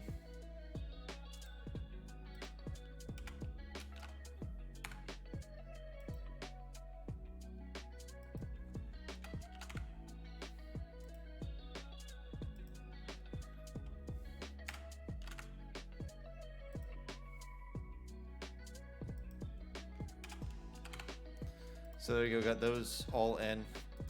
Price to sales multiples, we'll go and do it based off of what Bloomberg thinks the price to sales multiple is on versus their peers.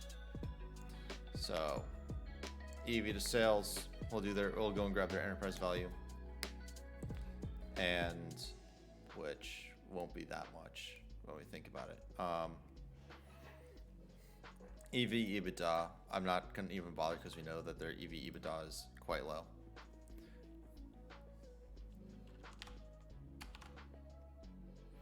So we'll go and do EV to sales, malts, sales fiber share. So it's going to be actually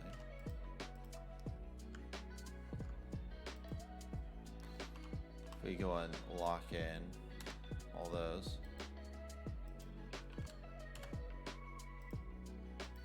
we'll be able to cheek our way out of this.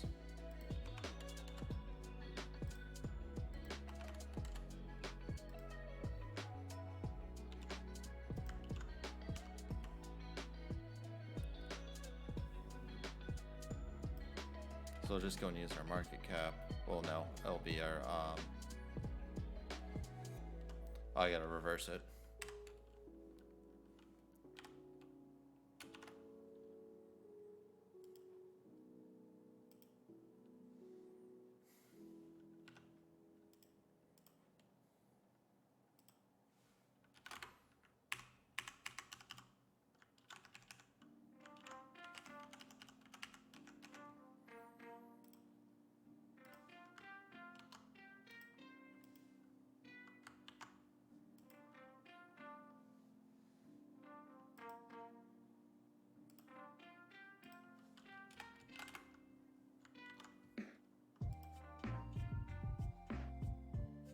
Oh, I did that the wrong way.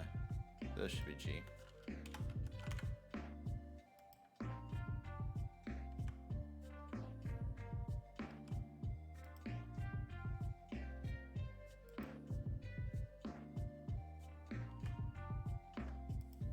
Oh, I didn't lock it, that's why.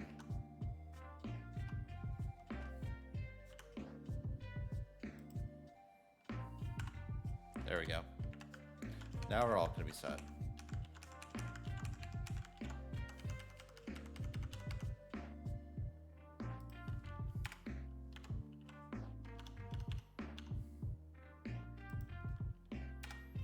J.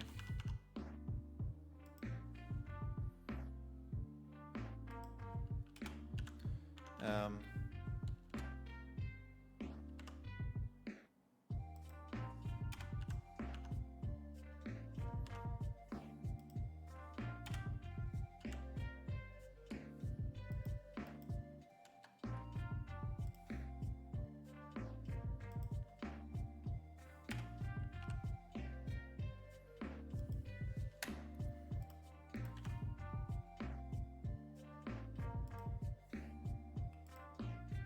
Oh, I see why.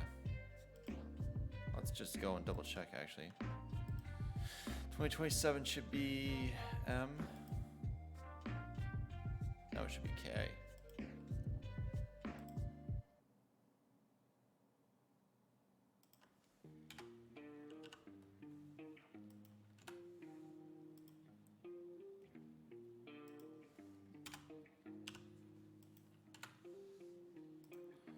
And 2020 should be M.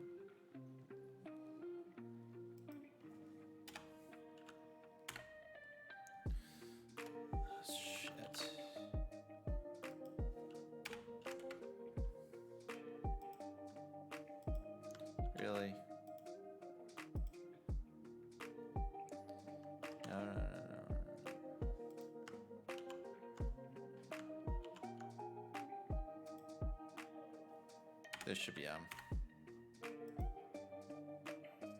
This should be M. Okay, 2025. Should be I.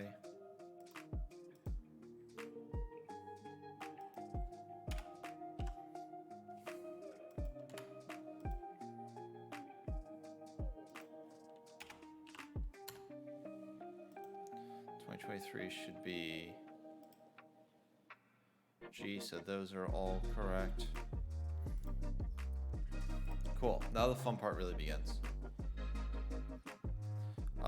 We'll go on, we'll use our handy dandy Bloomberg and do relative valuation function, which takes this as a group of Roblox versus their peers, and we can go and do all of our custom multiples. So we're going to do price to sales.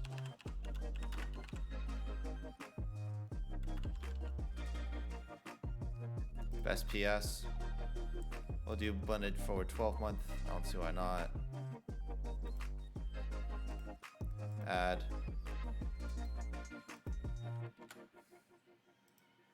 There we go. And we're also going to do EV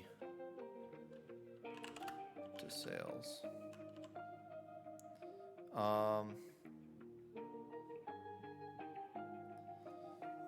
We'll do EV to best sales, blended 12, add column.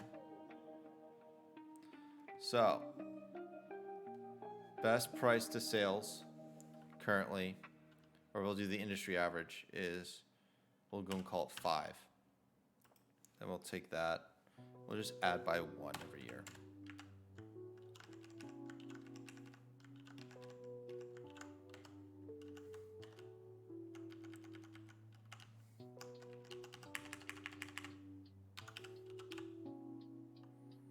So currently, based on our sales projections, the stock, here in a sec, we'll go and double check that.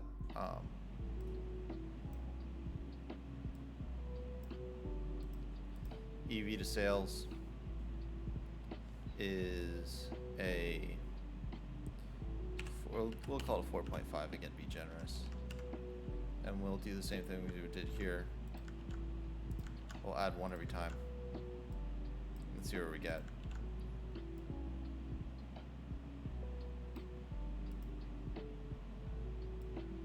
Of course, the higher the multiple, the higher the stock price.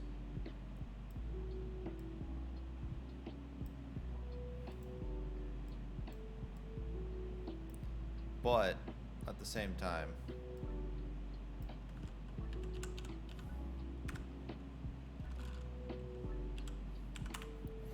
right, even on this multiple analysis, with the stock at 116, our best thing would be a 145. That'd be our buy price. We don't get that on an EV to sales multiple until we get to 8.5 times. I mean, we don't even get to the current stock price until we get to about 8 times. And that's for our 2029 sales estimates. And it's pretty much fairly valued on our forward price to sales multiple up until 2025. So we get a better case here on our discount multiples, which is why I like to go and use discount multiples versus our DCFs, because for stocks like this where there's no EBIT, even when we can massage EBIT probably further if we wanted to, but we don't get there with a DCF because they have negative EBIT. Therefore, you can't go and derive cash flow. Therefore, you can't do a DCF. So discount multiples can go and give you some justification, right? We can go and see that this is, if we want 20% upside, and we can get to 2023 on our estimates. And if we go and up these multiples, we're using consensus multiples at the moment. We go and say, okay, how about more like 8 times? 8 times, even now, not getting there. It's in the back. Here's our estimates that we go and get. We go and get a EV to sales multiple that can go and get us there. So that's why I like to go and use discount multiples to give you a kind of a gut check as to what to go and do. And and it can go and help you go and get some conclusions, like maybe on a price to sales multiple, if you feel like buying this, you can. But we kind of prove there that it is extremely expensive. And that's why I like using these discount multiples. They give you a gut check on your DCFs, especially in cases where you can't go and use a traditional DCF valuation methodology. So hopefully all this has been helpful to you guys. Really do appreciate everyone watching live on Twitch. If not, you guys can go and catch all the replays and all their broken up parts over on YouTube. Link right there in the chat. To go and see these up. These will be in 3 different parts. Thank you guys so much for watching, and I'll see you next time here on Twitch, where I do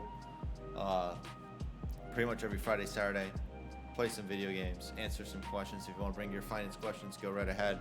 If not, come hang out, all that stuff like that. Like I said, link to YouTube in the description, well, into the chat. You can also find it on my About page on Twitch for all those you guys watching this on YouTube in the future. Make sure to like, comment, subscribe, all that stuff like that.